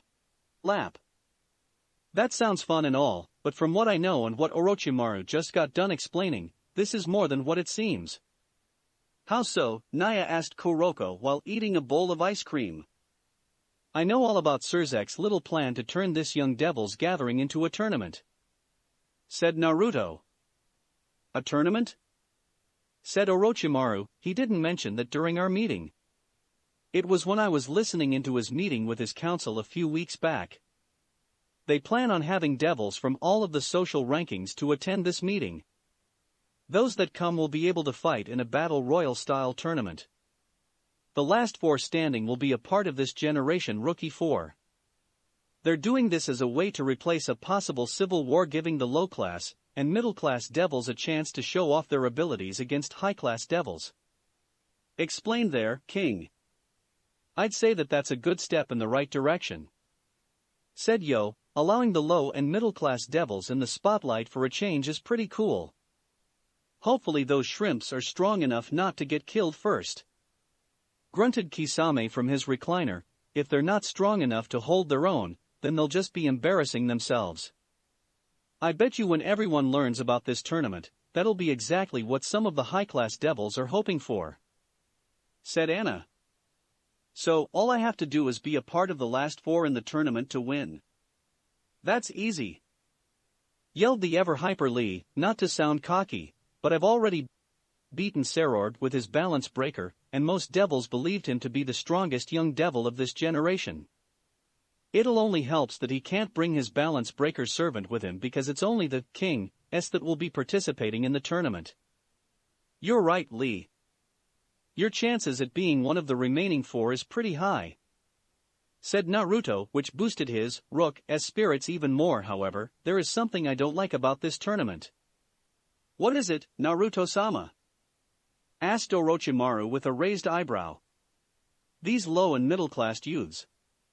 They'll be fighting against King S in a tournament that will probably be broadcasted everywhere throughout the underworld," started Naruto. While it is a good step in the right direction for equality, allowing these young devils to show their strength in front of everyone, it'll also cause a lot of King S with leftover evil pieces to sink their fangs into them. So you're saying that the low-class devils displaying their strength could also benefit those who are looking for strong pieces for their peerage?" summed up Anna. "Correct," he replied. "Basically, this whole tournament is an auction house. They'll be showing off their skills and everyone would want to have a powerful, young, pure-blood devil in their peerage. Also adding in the factor that we don't know what type of lives these young kids live. They'll probably jump at the chance at being added to a prominent peerage, so they can take care of their families or something." Naruto sighed as he sank into the couch. "I just wish that they would have become high-class devils while they weren't in a peerage like me." "What you're saying is true, but it isn't like that's a bad thing," said Orochimaru with a glint in his eyes. "It's not like we can't take advantage of this opportunity in adding someone new to the peerage." "Someone new?" Naya Kuroka said with interest. "You think what we need someone new, Snakey?" "No, I don't think we need someone, but it wouldn't hurt to add to our young group of people now. We have you, Kuroka, along with Lee, Hao, Yo, and Anna. Most of Naruto-sama's peerage is young, and I think we should keep up with that trend." UHHHHHHH. Yo scratched the back of his head awkwardly. "I mean, yeah, 125 could be young in devil years." "What?" Orochimaru stared at Yo blankly. "You're over 100 years of age?" "So is Hao and Anna. I thought everybody knew this," said Yo, highly confused. "I guess we never really spoke about our age, brother," said Hao, sipping his favorite red wine from a wine glass. "I don't like talking about my age," Anna said with a glare centered at Yo, causing him to shiver. "How old are you, Orochimaru?" asked Kisame. "I'm 50. He muttered with disappointment. "Ha! You're nothing but a little baby," laughed Kisame. "I swear I thought you were a few hundred years old, but nope." He laughed. "Kisame is the oldest, and I'm a few years younger than him," said Naruto. "Then it's Yo and Hao since they're twins, then Anna, Orochimaru, Kuroka, and Lee. That means we're a part of the young guys. We are the youth," shouted Lee with a laugh as he hugged a smiling Kuroka and a shocked Orochimaru. "Youth, Naya," laughed Kuroka as she hugged the green beast. "I'm a child." Clearly, the Snake Man was very disturbed that he was one of the youngest people in Naruto's peerage. Ahem. "That doesn't matter. What I was saying that we should focus on adding more pieces to your peerage, Naruto-sama." Orochimaru was going to heavily push his plan now, because being one of the younger devils in the peerage was something he was not comfortable with at all. "I don't have a problem with it if you all don't," said Naruto with a shrug, "but we can't just add anybody. They've got to be special. Yash, I shall report who I think may be favorable to add to your peerage when I come back from the meeting, Naruto-sama," Lee said with a salute. "That way, you can narrow your selection down somewhat." Good thinking, Lee, but I want you to really take this tournament seriously. Stated Naruto, this is a great opportunity to show off your abilities without us around. Yeah, you defeated Sarorg a while back, but we need something new. Something fresh to show off our dominance. I know how strong you are, but we'll prepare you for this tournament when we know who you'll be facing off against. Understood. He shouted with a bow. Kuroka, Naruto said, catching the cat girl's attention. It says in the envelope that those invited can bring their peerage or someone they trust along to the meeting. I want you to go with Lee. While I know you two are the youngest, I know that you'll make better decisions, yeah, that's the word, than Lee in situations like these. He said with a sweat drop. Naruto-sama doesn't believe in me. Lee said sadly, slumping down in shame. Kuroka laughed at Lee before answering her longtime crush, I'll go with him, Naya. She said with a smile, I'll make sure he doesn't do anything stupid. Great. Naruto said happily, now, Lee, this isn't a formal event, so you don't have to dress up or anything, and I'm not telling you to be yourself, but I just want you to do more listening than speaking in this meeting. Whatever Sirzex will say during this meeting could be valuable information. Yes, sir. Shouted Lee, instantly out of his slump, less talk. More here. Alrighty then, Orochimaru, did you and Sirzex discuss anything else in the meeting? Asked their king. Orochimaru smirked, I told him that trying to hide what was done to you is unavoidable. People are asking questions, and soon enough the truth will be revealed. Good, good. You didn't tell him about my plans about becoming great king, right? He asked. He doesn't know a thing. Answered Naruto's pawn. Even better. I want to see what side Sirzex will choose. Naruto said with a laugh, hopefully he chooses the winning side. He then turned back to Lee with a smile, I'm sure Anna and Orochimaru can help you out with how you need to carry yourself, he said while looking towards said people who nodded their heads in agreement, we believe in you, buddy. Hell yeah, Lee. You're going to kick some ass. Yo said with a thumbs up. 2 days later. Old Royal Capital, Lucifad. The duo of Kuroka and Lee were walking through a massive castle that once owned by the original Lucifer. The young devils gathering meeting was supposed to happen somewhere within the castle, however, the two were lost from all of the corridors in the maze-like castle. YOSH, we're lost. Cried out Lee as he started to panic, what if we're late? What if they don't let me in when we find out where we're supposed to be?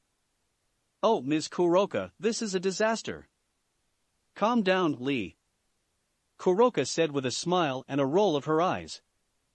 Lee was very entertaining to her, and he was one of her favorites in Naruto's peerage, which was why she was happy with coming with him to the meeting. I'm sure we'll run into somebody soon that could help us.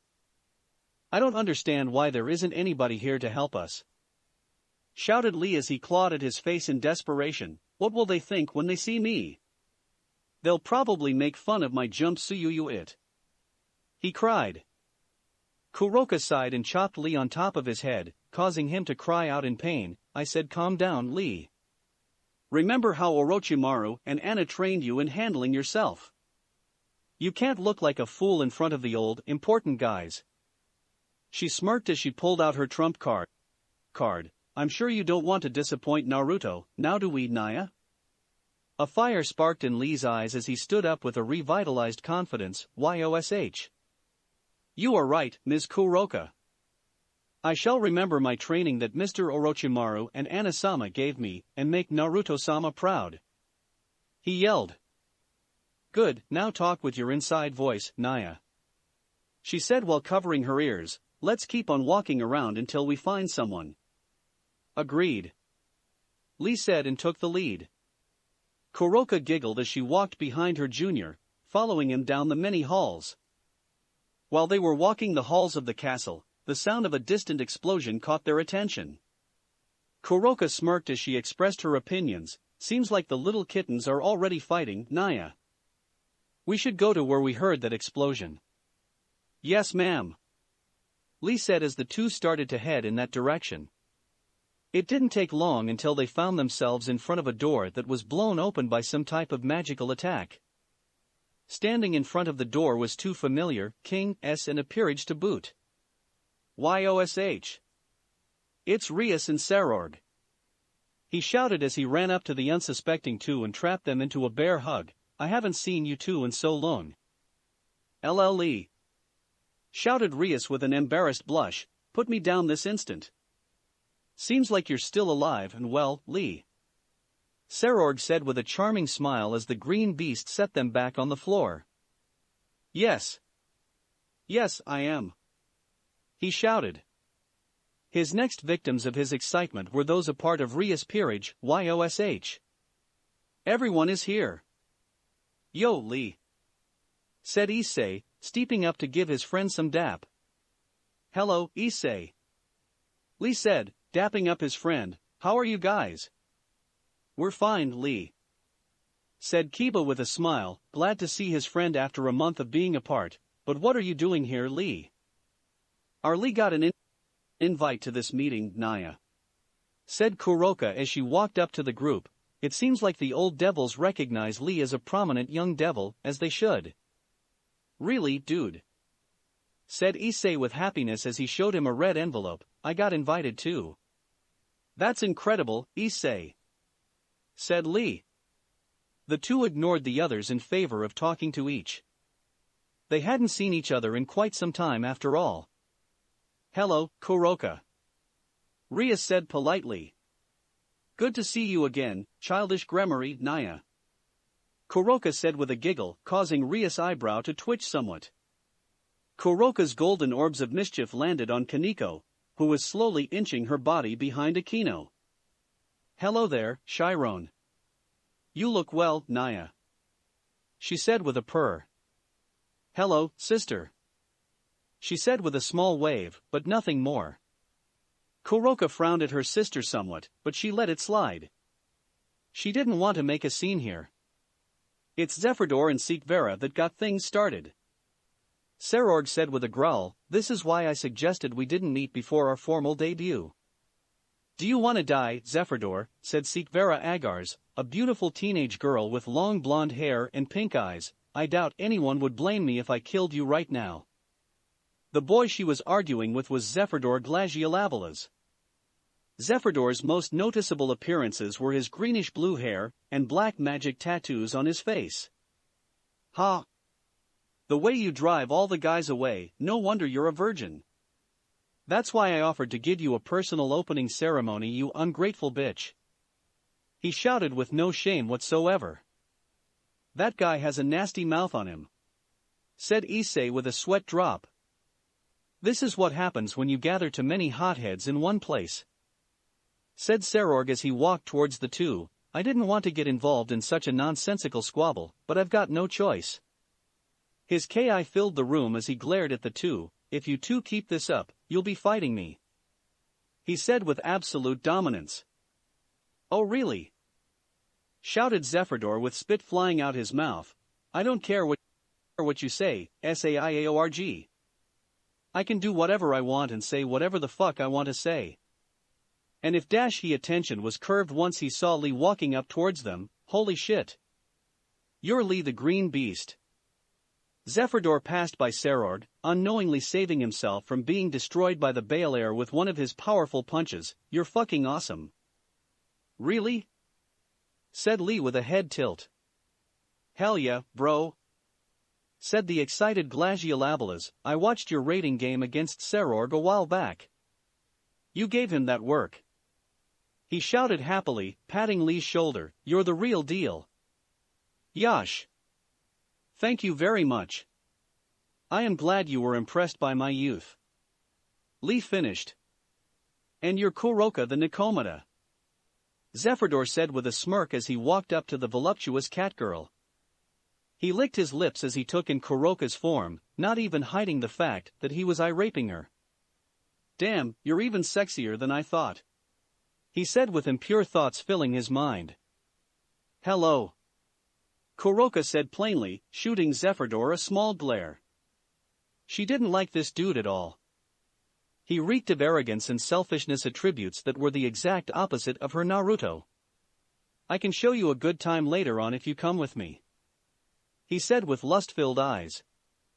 His hand reached out to grab Kuroka's arm, but couldn't, as Kuroka, with speeds nobody could keep up with, wrapped her right hand around his throat. Achk! He yelled as he tried, and failed, to breath. Kuroka's glare intensified as she brought Zephyrdore's face down, closer to hers. Don't you ever try something like that again, she said with her ki filling the room, overshadowing Serorg's by a large margin. I'm taken. Do you understand? She growled. Why yes. Zephyrdour managed to get out.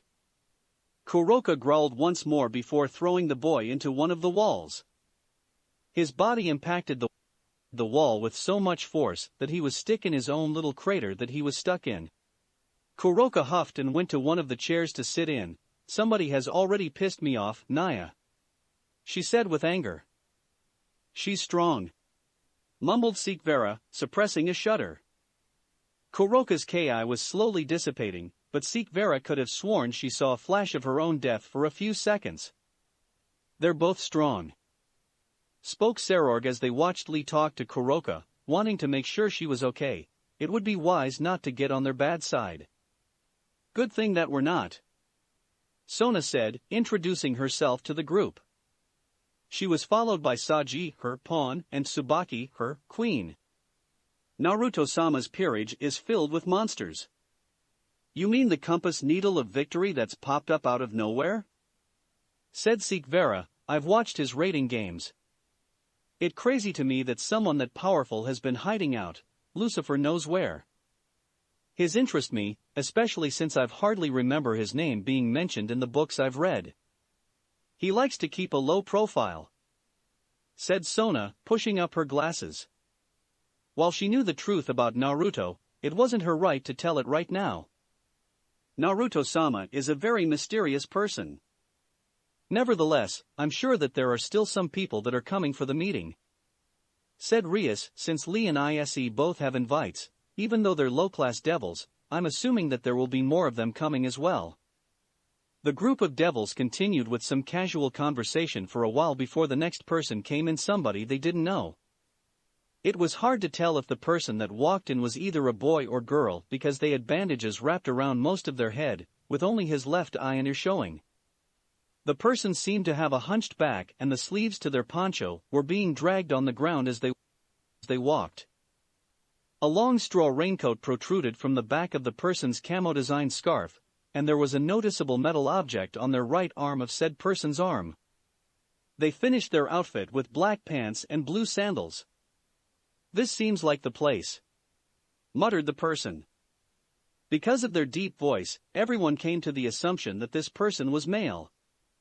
Are you here for the meeting as well? Asked Sona with interest. I am, said the boy. Lucifer-sama personally gave me an invite a few weeks back in Lilith, where I live. Wow, that must mean that you're pretty strong, said Issei. I'm not one to gloat about my skills, but I do consider myself to be strong, he said. My name is Dosa Kinyuta. I am Rias Gremory, she said as she walked over to Dosu. Do you know of anyone else that has been invited? It seems as if there are devils that aren't of the high class that has been invited. Dosu analyzed Rias for a few seconds before answering. I did know that they were extending the invites to those who weren't of higher statues, but I don't know who else they decided on inviting, he answered. A shame, said Rias, biting her thumb in thought. I wonder why they're doing this.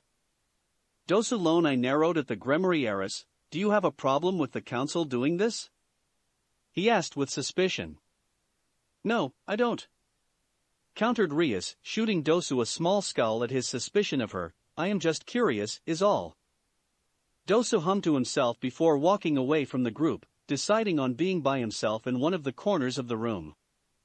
Issei scowled at Dosu. He doesn't seem nice, he said while poking his tongue at Dosu. He's just weary of us, said Kiba, putting a comforting hand on Issei's shoulder. Even he doesn't know why he's here. so he just protecting himself from everyone. If you say so. Mumbled Issei. I should introduce myself. Said Lee as he made a dash towards Dosu. Hello there. My name is Rock Lee Rook of Naruto Bael. What is your name? Name. Naruto Bael? Said Dosu, looking up to Lee. You're a part of his peerage. Yes, I am. I became a devil 2 years ago, but that date is now approaching 3. Said Lee, what is your name? He asked again, stretching his hand out to the boy. Dosu Kinyuta. He answered plainly. He didn't shake Lee's hand, finding his position of his arms crossed, while leaning on the wall too comfortable to move out of. However, that didn't stop Lee from wanting to learn more about Dosu as he barraged him with questions about where he was from and how strong he was. Dosu was ignoring him, but everyone could tell that he was getting annoyed of the loud rook. Kuroka giggled at Lee, seeing as there was no stopping him being himself. Her ears perked up as she heard someone else walking into the room. It was a plain-looking boy with dark blue hair. He was wearing formal attire underneath a white, fur coat that stretched down to the floor. Hello, everyone. He said with a charming smile accompanied with a wave. Diodora Astaroth. It's been a while. Said Serord, shaking the boy's hand. It sure has, Serord. He said with the same smile, you still seem fit as ever. I know I couldn't handle your intense training regime by how large your form is.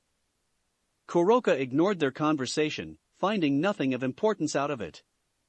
His focus went towards Kaneko, who was sitting next to Gasper in the row of chairs along the wall adjacent to her. She seems well. She thought with a smile as she continued looking at her younger sister.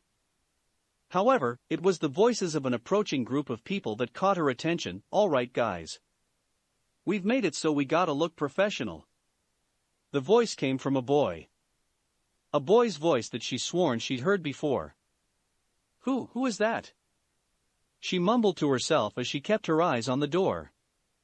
Soon enough, a group of 4 people entered the room, 4 people that she recognized. Kuroka stood up and shook as her heartbeat increased to insane levels. Jinta. She said with wide eyes, not believing that she was looking at the same person she had left Naruto for a few years ago. Calm down, Jinta. Stop embarrassing us. Shouted a pink-haired girl dressed in what seemed to be a typical witch outfit. Dorothy, it's really them. Said Kuroka. The fear that had paralyzed her once the group entered the room was suddenly replaced with anger. These were the people that left her out for her hunters when they had finally found her.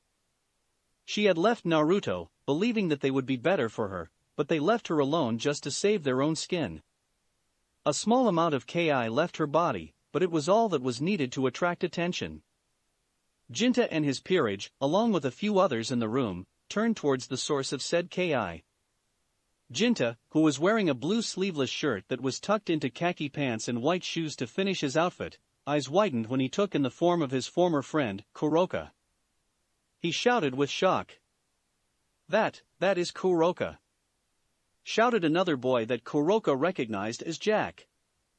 Jack also had on a sleeveless shirt, but his was green in color. His shirt was tucked into khaki pants that were a deeper shade of brown than Jinta's, but his shoes were brown with silver spikes protruding out. He had a black hair that was in small spikes, white eyes with small black pupils, and small whisker marks on his face. It really is you. Hold on, Kuroka knows them?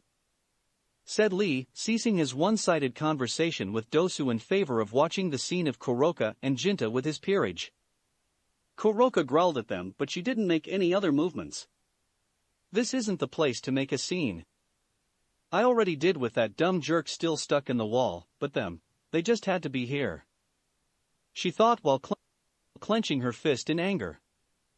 Kuroka. Said the remaining member of Jinta's peerage.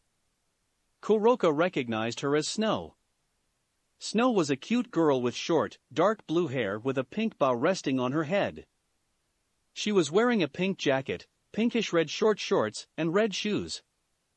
Snow stepped towards with an outstretched hand and a smile. I'm so glad to see you. It's been so long. Stay back. Kuroka demanded, not playing any games with her former friends. While she did understand why they left her, they were young and afraid of the consequences of protecting an SS-class criminal, she still held a lot of disdain and anger for the group. Don't come near me again. Please, Kuroka. Just give us a chance to explain ourselves. Shouted Jinta as he made his way towards her. However, it was Lee that jumped in front of Jinta, blocking his path of reaching Kuroka. I don't know who you are, but Ms. Kuroka doesn't want you near her. Since she is my queen, I must keep those she doesn't like away from her. He said with a seriousness he wasn't known for. Jinta gritted his teeth, but he didn't do anything else. If Kuroka didn't want to talk, then they could wait until their next opportunity. All right, said Jinta, backing away. Jinta and his peerage took a seat at one of the round tables, away from everyone else. Thanks, Lee, said Kuroka, happy that her friend had come to defend her. No problem, Ms. Kuroka. I've got to make sure you're okay, because it's my duty to protect you, he said with his famous nice guy pose. That was quite interesting, said Rias, walking over to the duo. Kuroka, are those the same people that you told me about a while back, when we were taking a bath together? They are. She sighed as she sat back down in her chair. I never would have thought they would have come here. Well, just know that we're with you, said Rias, giving her a smile. Thanks, Red, Naya, she said with a nod. It was long after another person entered the room. This person, same as Dosu, was hard to figure out their gender because of how they kept their hair. Said person had slanted blues eyes and long, golden blonde hair that was drawn into a half ponytail with the rest hanging down freely. They were wearing a blue and gray kimono jacket with a fishnet undershirt inside and khaki pants with sandals, and a belt-like pouch with a chain. There's a lot of people here, they said. You're here for the meeting? Asked Saji. I am. Got the invite right here, they said as they showed off their invite. Well, the meeting hasn't started yet, so you're here early. My name is Saji Pawn of Sona Citri, Saji said with a polite bow. Oh, so you're a part of one of those uppity peerages, You don't seem like much, huh? They laughed. Hey, no need to be disrespectful, said Saji, shaking his fist at the person. What's going on here? Asked Sona, moving next to her pawn. Nothing, just this dickhead over here, said Saji, pointing towards the unnamed devil.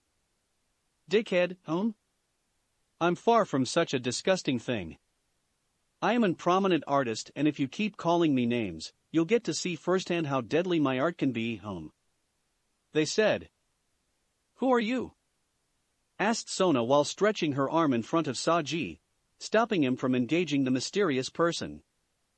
My name is Deidara, and I was chosen to be invited to this meeting because the Council of Devils obviously recognized my art as something very powerful, said the newly named Deidara. What is this art that you speak of? Asked Sona. Deidara just laughed as he passed by the duo. Hope that you never get the chance to know, he said with a laugh. Saji growled at Deidara's back. Why are all these people assholes? It's just something we have to deal with, Saji, said Sona, her eyes narrowing in at Deidara. We'll just do what we have to do here before leaving. Until then, keep a cool head. Yes, ma'am, he muttered. After Deidara's entrance, the next person to come in was another male. He looked a little plain with no to many attention-demanding features. The boy was lean-built and average height, straight white hair with a light blue tint and almond-shaped purple eyes. He was wearing a purple, sleeveless shirt with blue pants, brown sandals, and a belt around his waist with water bottles attached to it. On his hip was a sheath sword that was also attached to his belt. Sup, said the boy as he entered the room, waving at everyone while drinking from his water bottle. "Another person? This is quite the number," said Serord. He did walk over to greet the newcomer though. "My name is Serord Bael. What's yours?" he asked nicely. "Suigetsu Hozuki. Just call me Suigetsu," he said with a shrug. "Well, at least you aren't an asshole like a lot of these guys," said Issei, walking up to Suigetsu. "I'm Issei Hayadu, Rias Gremory's pawn. Nice to meet ya," said Suigetsu with a tooth-filled grin. Issei gulped in fear when he noticed that all of Suigetsu's sharp, pointed teeth. "Don't worry about the teeth, I don't bite, without reason, that is," he said as he took another sip of water. "Are you a king to a peerage, Suigetsu?" asked Rias, inserting herself into the conversation. "Nope, just a regular old low-class devil. I'm a part of the military of the underworld, so I've done some work protecting the motherland, a lot of security work if you want to call it that. Apparently, they saw that I was pretty good with my sword and gave me an invite to this thingy a couple of days ago," he summed up while patting the sword on his hip. "So, you're a swordsman?" Both Zenobia and Kiba perked up at meeting another person prominent with swords. "I'm a knight that uses swords as well." "What is your style of fighting?" Suigetsu took another swing of water before answering. "The art of murder," he said with a grin before going back to drinking his water. "Oh." Sweat dropped Kiba. That information didn't really give him a lot to work with. "Do you guys know why we're here?" asked Suigetsu, scratching the back of his while looking around the room. "They gave me the invite, but didn't really give me a lot of info about what this was about. We still don't know anything as to why the invites were giving to those that aren't of high class, but these meetings usually end up with the king arranging rating games against each other to show off their skill," said Sikvera. "One of the reasons why I didn't want to bring my peerage with me, because I wanted to keep them a secret before having our first rating game." "Smart move. I guess some of the other kings thought similarly," said Rias, referring to Zephyror, who had finally dislodged himself out of the wall, and Diodora. "I was going to do the same, seeing as I haven't been in a rating game yet, but I wanted my newer peerage members to have this experience. I've already been in rating games, so people already know of my peerage. However, I decided to give my servants a break. We've been training non-stop so that we can win more," said Serord. Being a king sounds hard," mumbled Suigetsu as he drank from his bottle. "I couldn't handle all of that." "You mean you wouldn't want a harem of sexy ladies following you?" shouted Issei, totally shocked that Suigetsu wouldn't want a harem for himself. As a pervert, it was his responsibility to convert Suigetsu into the wonders of harems. Not too much into the love thing, so no. Suigetsu said plainly, shocking Issei even more. "I like to keep to myself." Unbelievable," muttered Issei. "What may be important to you may not be important to other people, Issei," said Kiba. "I guess you just have to learn to accept that. Whatever this thing is, it needs to hurry on up and start." Suigetsu said with a sigh. "It's pretty boring in here." "So, this is it," said a deep but melodic voice from the door. All eyes turned to the door to see the owner of the voice. It was a woman with a figure that would make most women jealous and look at themselves in shame. It was a red head, whose hair flooded down to the middle of her back like a blood-red river. She had fair skin, green eyes, and a noticeable tattoo on her face, a red kanji for love on the left side of her forehead. She was wearing a long-sleeved crimson coat that covered most of her body. The coat's length continued downward to her ankles on her left side, while it was cut short mid-thigh on her right leg, giving a nice view of her fishnet legs accompanied with a pair of dark blue shorts. She matched her black fishnet pants with a pair of black boots. On her chest was a purple vest that had a slight budge where her breasts were. The last defining detail on the red-headed goddess was the massive gourd on her back that looked extremely heavy. Lee, who decided to sit with Kuroka after the Jinta incident, had hearts in his eyes as he took in the form of the newcomer. "She's beautiful. Beautiful," he said quietly as he stared at the beauty. "You actually like a girl?" said Kuroka, very interested in this turn of events. Lee, who she had known for a while, had never tried to make any moves towards her or any of the other girls in Kuo. Any association he had with girls would be the same way he would talk to boys. She just came with the assumption that Lee really didn't care for love and relationships. So, it was really interesting and funny to see that somebody had finally caught the green beast's eye. He dragged out, the hearts in his eyes growing even larger. "If you like her, then you should go talk to her, Naya. She said with a smirk as she nudged at his side with her elbow. Even though she suggested it, she knew that he wouldn't do it. Lee never talks about his feeling, and she knew that he's zero experience with girls, so she knew he will. "I should," he said as he walked away from Kuroka. His target? The amazing redhead that gifted his eyes with her figure. "Naya?" said a highly confused Kuroka. She was not expecting this to happen. "Hello," Lee said with a smile as he stops in front of the nameless beauty. "My name is Rock Lee," he said while stretching out his hand to her. Said girl looked down at his hand with indifference, almost believing the gesture to shake his hand beneath her. However, after a few seconds of internal debate, she grasped Lee's rough hands with her soft hands. "Gaia," she said with her deep melodic voice. Lee had to hold back a shiver of pleasure as her voice entered his ears and filled his body. "Were you invited to the meeting as well?" he asked with excitement. "I was. About 2 weeks ago was when I received my invite," answered Gaia. "Seems you two are hitting it off, fufufu." Akino interrupted with a giggle. "My goodness, Lee. I never knew that you were such a conversation starter." "Yash. I've trained in the art of starting polite conversations with Mr. Orochimaru and Anasama for the past 2 days," he said with his usual excitement. "I just hope that I don't say anything too weird in front of the old guys." "I don't plan on saying anything," said Gaia. "I just want to see what this is all about." Lee shivered at her voice again, loving how it sounded coming from her red lips. After internally debating on it, he finally decided that he should tell her his feelings. "Gaia, I like you and I ask if you can go out with me?" he said with his nice guy pose, his pearly whites shining. Kuroka watched the scene with her mouth slightly ajar. "I didn't know Lee was that confident, Naya," she said, thoroughly shocked at her junior's boldness. Gaia looked at Lee plainly before answering. "No," she said as she passed by him. The hearts in Lee's eyes split in half and broke like glass as his world shattered around him. He was frozen in nice guy pose, but his eyes were lifeless. Issei frowned at his friend. "Poor Lee," he started. "That's a pain that he'll always remember."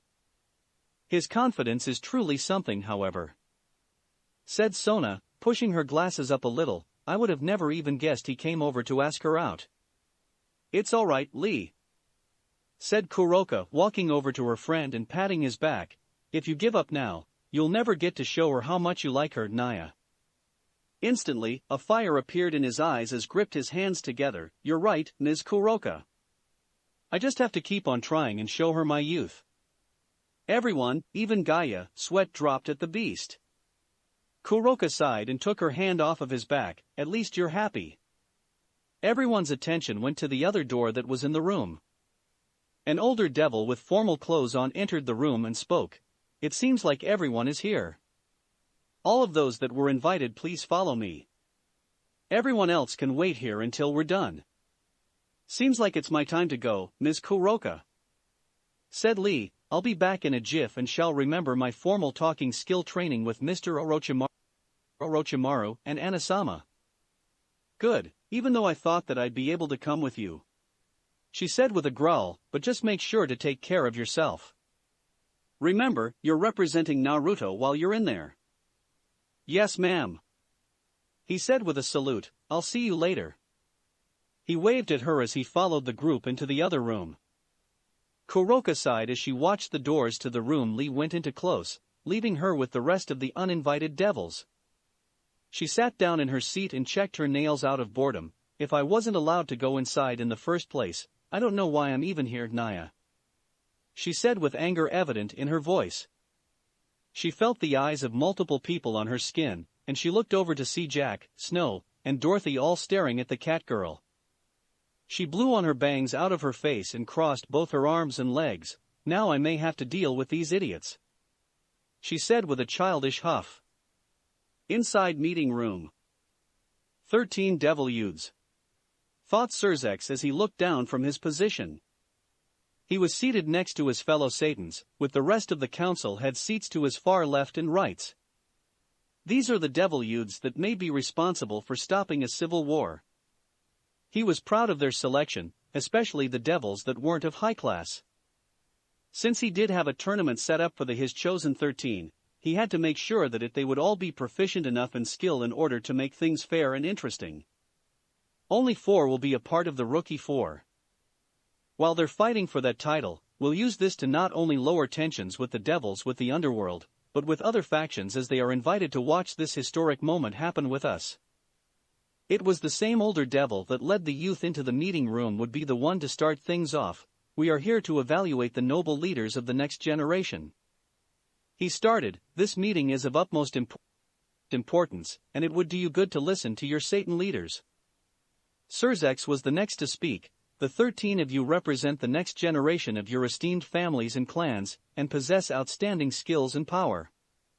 As such, I aim to have you compete in the hopes of bettering one another in front of the whole underworld. Rating games among the young lords, I presume? Asked Seekvera. Something like that, said Surzex, lacing his fingers together in a very businesslike manner. However, before we continue, I must give you all a warning. The things that we're about to talk about are very important. So important, that it will impact the entire underworld as we know. He let silence reign over the room for a while before continuing. If you feel like you cannot handle something of such magnitude, I suggest you leave now. He smiled when he saw that they all stayed in the room, although he did see Issei twitch a little. Satisfied that they all stayed, he continued, good. Now, as you may be wondering, we extended the invites to those outside of the usual high-class devils, because we've noticed the troubling times that the underworld is going through. Low and middle-class devils are calling for equality as they are stepping out of the shadows of abusive masters. It has gotten to the point that a civil war is possible between lower-class devils and high-class devils.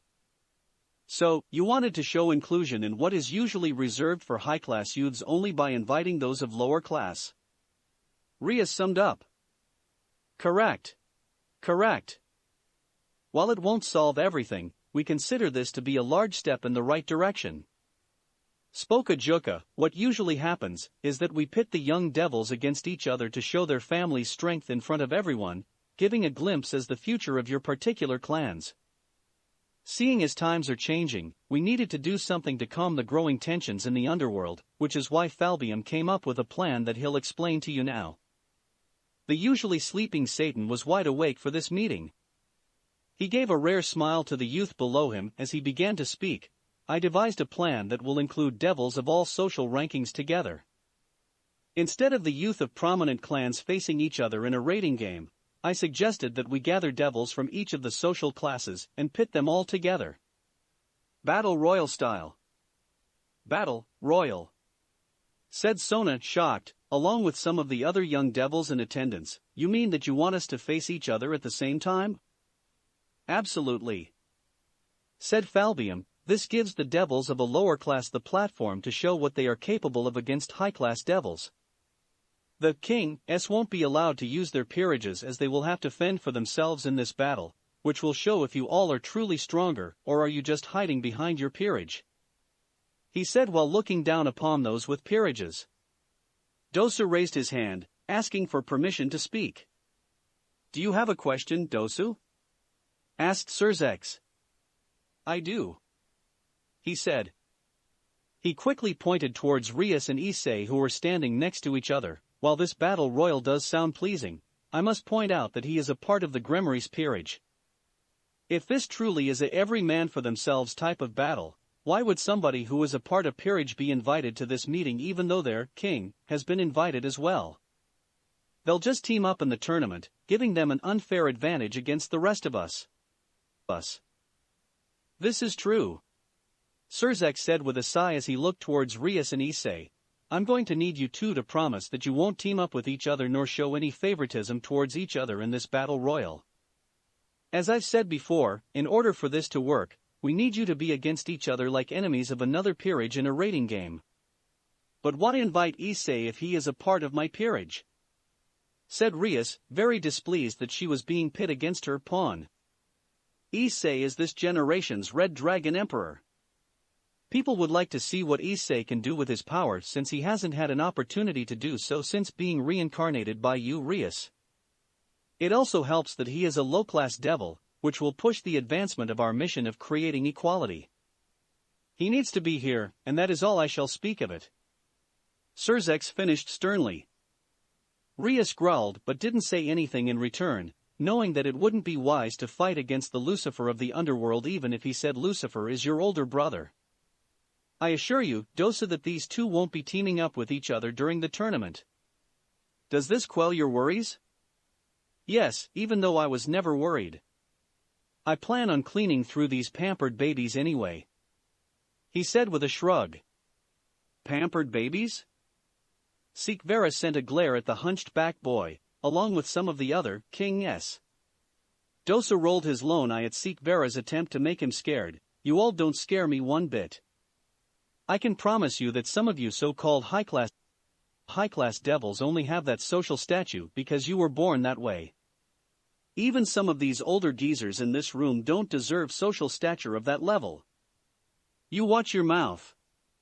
Said one of the councilmen, you should be honored that you're even in our presence. Settle down, councilman. Surzek said with a glare that shut him up indefinitely. You can continue now, Dosu. As I was saying, he continued, but not before giving Surzek a nod in thanks. Some of you don't deserve the position you are in. You were born in power. Your parents were born in power. You all have done nothing to show why you deserve to be named a high-class devil. Me?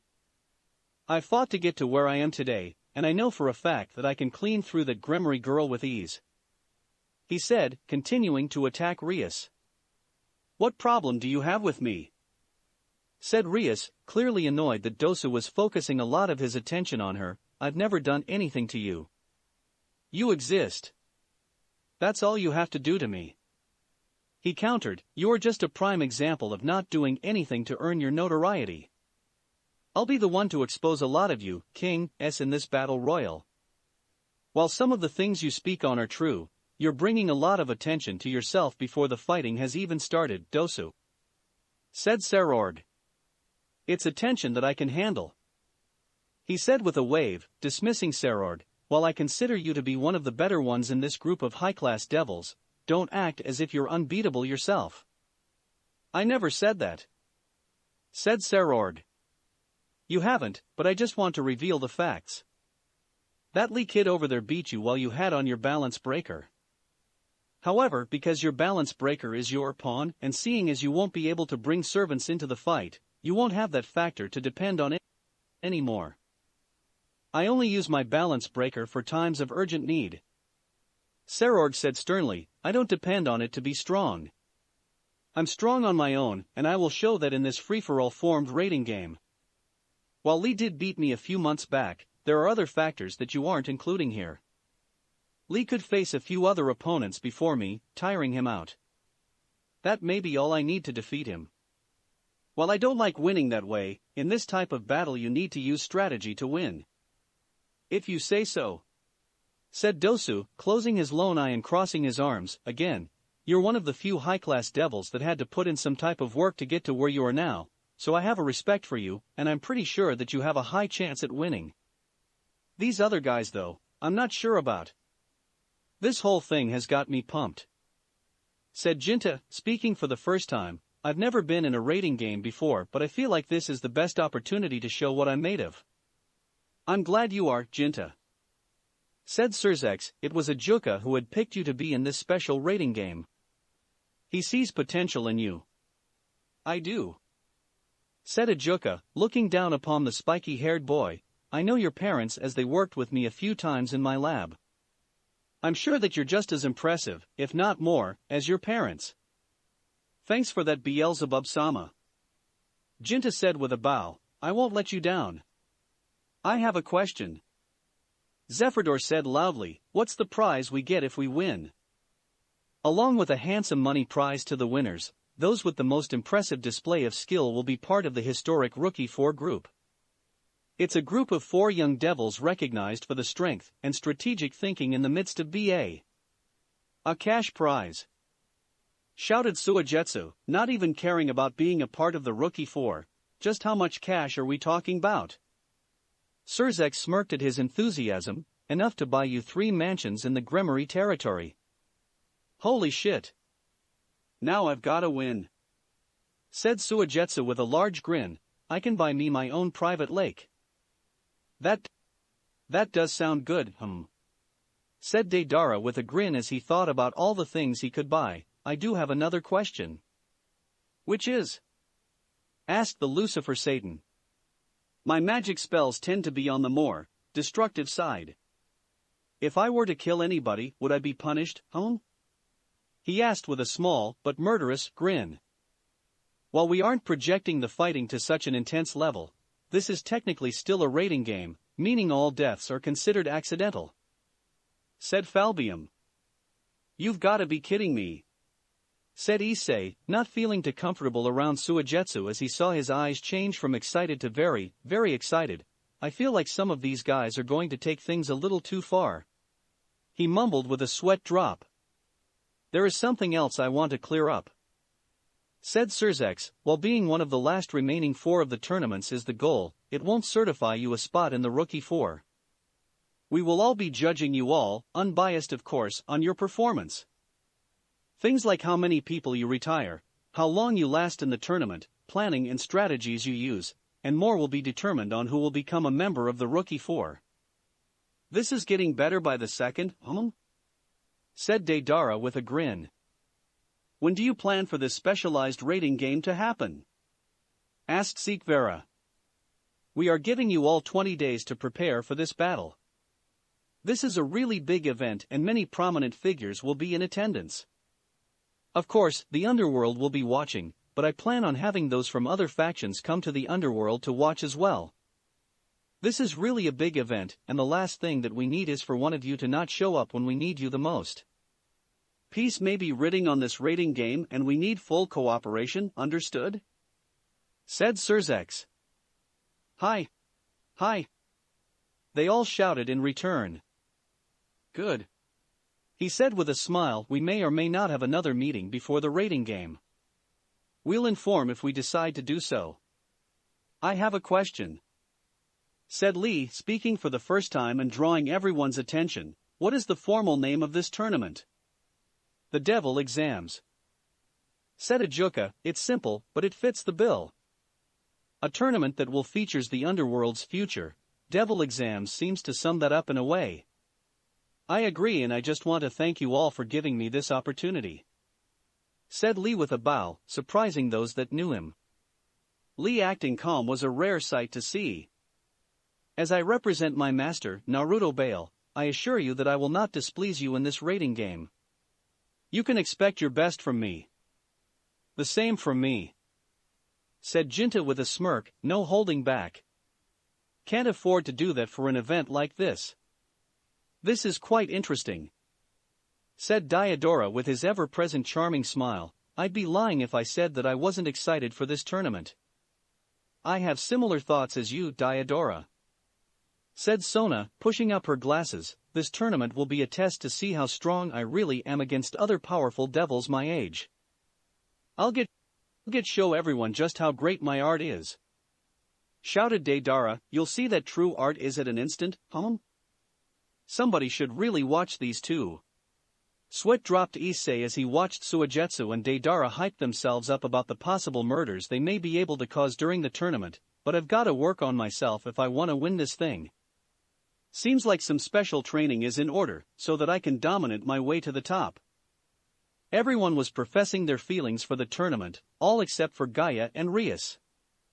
Gaia looked on with indifference, as if the idea of the tournament was boring to her. However, it was Rias that seemed worried.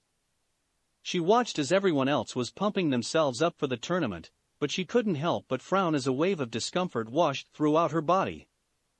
Everybody else seems like they're on board with the idea of this tournament, but I'm not sure if I can do much. She looked down at her soft, beautiful, manicured, scar-free hands with worry. That Dosa guy, while he's an asshole, what he said was true. I've never done anything for myself to prove that I deserve my statues as a high-class devil. I had someone else free me from my arranged marriage with Riser, because I wasn't strong enough to do so myself. High-class devils are expected to be stronger than the rest, but now I'm not so sure in myself. Am I strong? Can I really enter this battle by myself and do good? She wanted to be happy and excited like everyone else, but the feeling of self-doubt that she had for herself was what was stopping her from doing so. You all are now dismissed. Said Surzex, we'll be in contact with you though, so keep a lookout for our messages. Good luck and make use of the 20 days we're giving you. They all nodded and slowly made their way out of the room. Surzex sighed, for what felt like the 10th time that day, and sat back into his chair. At least we got that part over with. He muttered. Satan Samus, I noticed that we didn't talk about the Quaz Brigade to the children. Why not tell them when they could help us fight against those terrorists in the future? Asked one of the councilmen. The Quaz Brigade is our problem, stated Falbium. We don't want to worry them with things like terrorist. Their only job for the next 20 days is to get ready for the devil exams. We'll handle the Quaz Brigade. Maybe after the tournament is done they can join in on the fight, but now they have more important things to focus on. Which reminds me, we need to talk about security for the devil exams. If the Cows Brigade attacked you all while at the three factions meeting, then it may be possible that they'll try to attack again during the devil exams. Said Ajuka. We'll handle that later, but for now. Surzex looked at the council with narrowed eyes. We need to quickly talk about the situation with Ajuka and Falbium seals. I know some of you have been talking with your superiors about it as word has gotten back to me concerning it. It was deathly quiet in the meeting room. Surzex spotted a few guilty faces within the crowd, but he knew that they wouldn't admit to their crimes.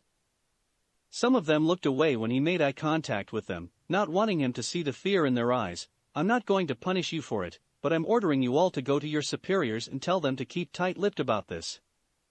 We do not need this information getting out to the public. Hi! They shouted. You there! Citri representative. Ajuka shouted to a dark-haired man. Said man jumped in his seat before speaking hesitantly. Why yes? What's the current status in the Citri clan? How are they reacting to the news that we've figured out their treacherous secrets? Asked the Satan. We've been trying to come up with a way to explain ourselves, but failing in coming up with a logical excuse. The representative said with a shaky voice. Of course, they are. Ajuka said while rolling his eyes, those damn bastards think they can get away with putting seals on 3 Satans? We'll see what they have to say in front of us when we summon them for a private meeting. What do you plan on doing to them, Ajuka? Asked Seraphal. While she was very mad that her parents did to her friends, she was still biased towards them because they were her parents. She just didn't want their punishment to be too harsh. I don't know yet, it all depends on what they say. Said Ajuka, sending a small glare at the Leviathan Satan, but don't think you're not out of the waters yet either, Seraphal. I still feel like you had something to do with this somehow, and I will figure it out. He said before disappearing in a magic circle. Falbium sighed as he stood up from his seat. This mess is really stressful. Ajuka's mad at Seraphal and the whole Citri family. This will complicate a lot of things in the future. Seraphal looked down in guilt as she gripped her skirt. While she didn't know that her parents placed seals on her friends, she had come up with some reasons as to why they did it, and she was in the middle of a lot of the scenarios. A lot of the problems they were facing could have been prevented back then if she would have stood up for herself, but she didn't. She didn't blame Ajuka for being angry at her, but it still hurt to see her longtime friend angry at her. We'll talk about this on a later date. As for now, you are all dismissed, Surzek said, following Ajuka's lead and leaving the room by teleportation magic. Outside meeting room. You pussies better get ready for me in 20 days, 'cause I'm going to get that money, shouted Suigetsu, his laid-back personality doing a 180 ever since he learned about the prize money he could get if he won the tournament. If I see you in that tournament, prepare to lose your head, he shouted with a shark-like as he disappeared in a teleportation seal. Seems like he's fired up, Sarorg said to Issei with a smirk as they entered the room, but I can't act as if I'm not hyped about this tournament as well. It will be a great measuring stick to see how far I've gotten. Hell yeah. I'm gonna make it to the top, Issei said with a grin. I've always wanted to show everyone what I can do, and this will be my first time having that opportunity. That means I'm doubling up on my training. YOSH. And I shall do the same, shouted Lee with excitement. His eyes landed on Kuroka still sitting in the same seat and rushed towards her with blinding speeds. Ms. Kuroka, we've gotta go. Time to go to work. Finally, Kuroka said while standing up, those losers have been trying to talk to me for the past half hour, Naya. If you hadn't come any sooner, I would have lost my temper. Bye, you guys, Lee said, waving at everyone. When he saw Gaia, he blew her a kiss that floated over to her. Bye-bye, my love. Before Lee's kiss of death could make contact with Gaia, the red-headed girl disappeared by magic circle. However, the kiss landed on the unfortunate Zephyrdor. He walked in behind Gaia. Hey, what the fuck is this? Time to go, Lee said quickly as he and Kuroka disappeared. Rias walked into the room with a puzzled look on her face, something that Sona noticed.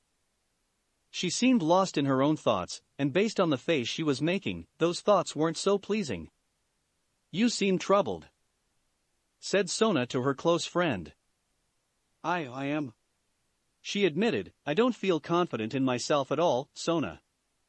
I know that I'm strong, but this is my first actual rating game. I would have thought that I would have my peerage with me during my first rating game. But I'm going through this by myself.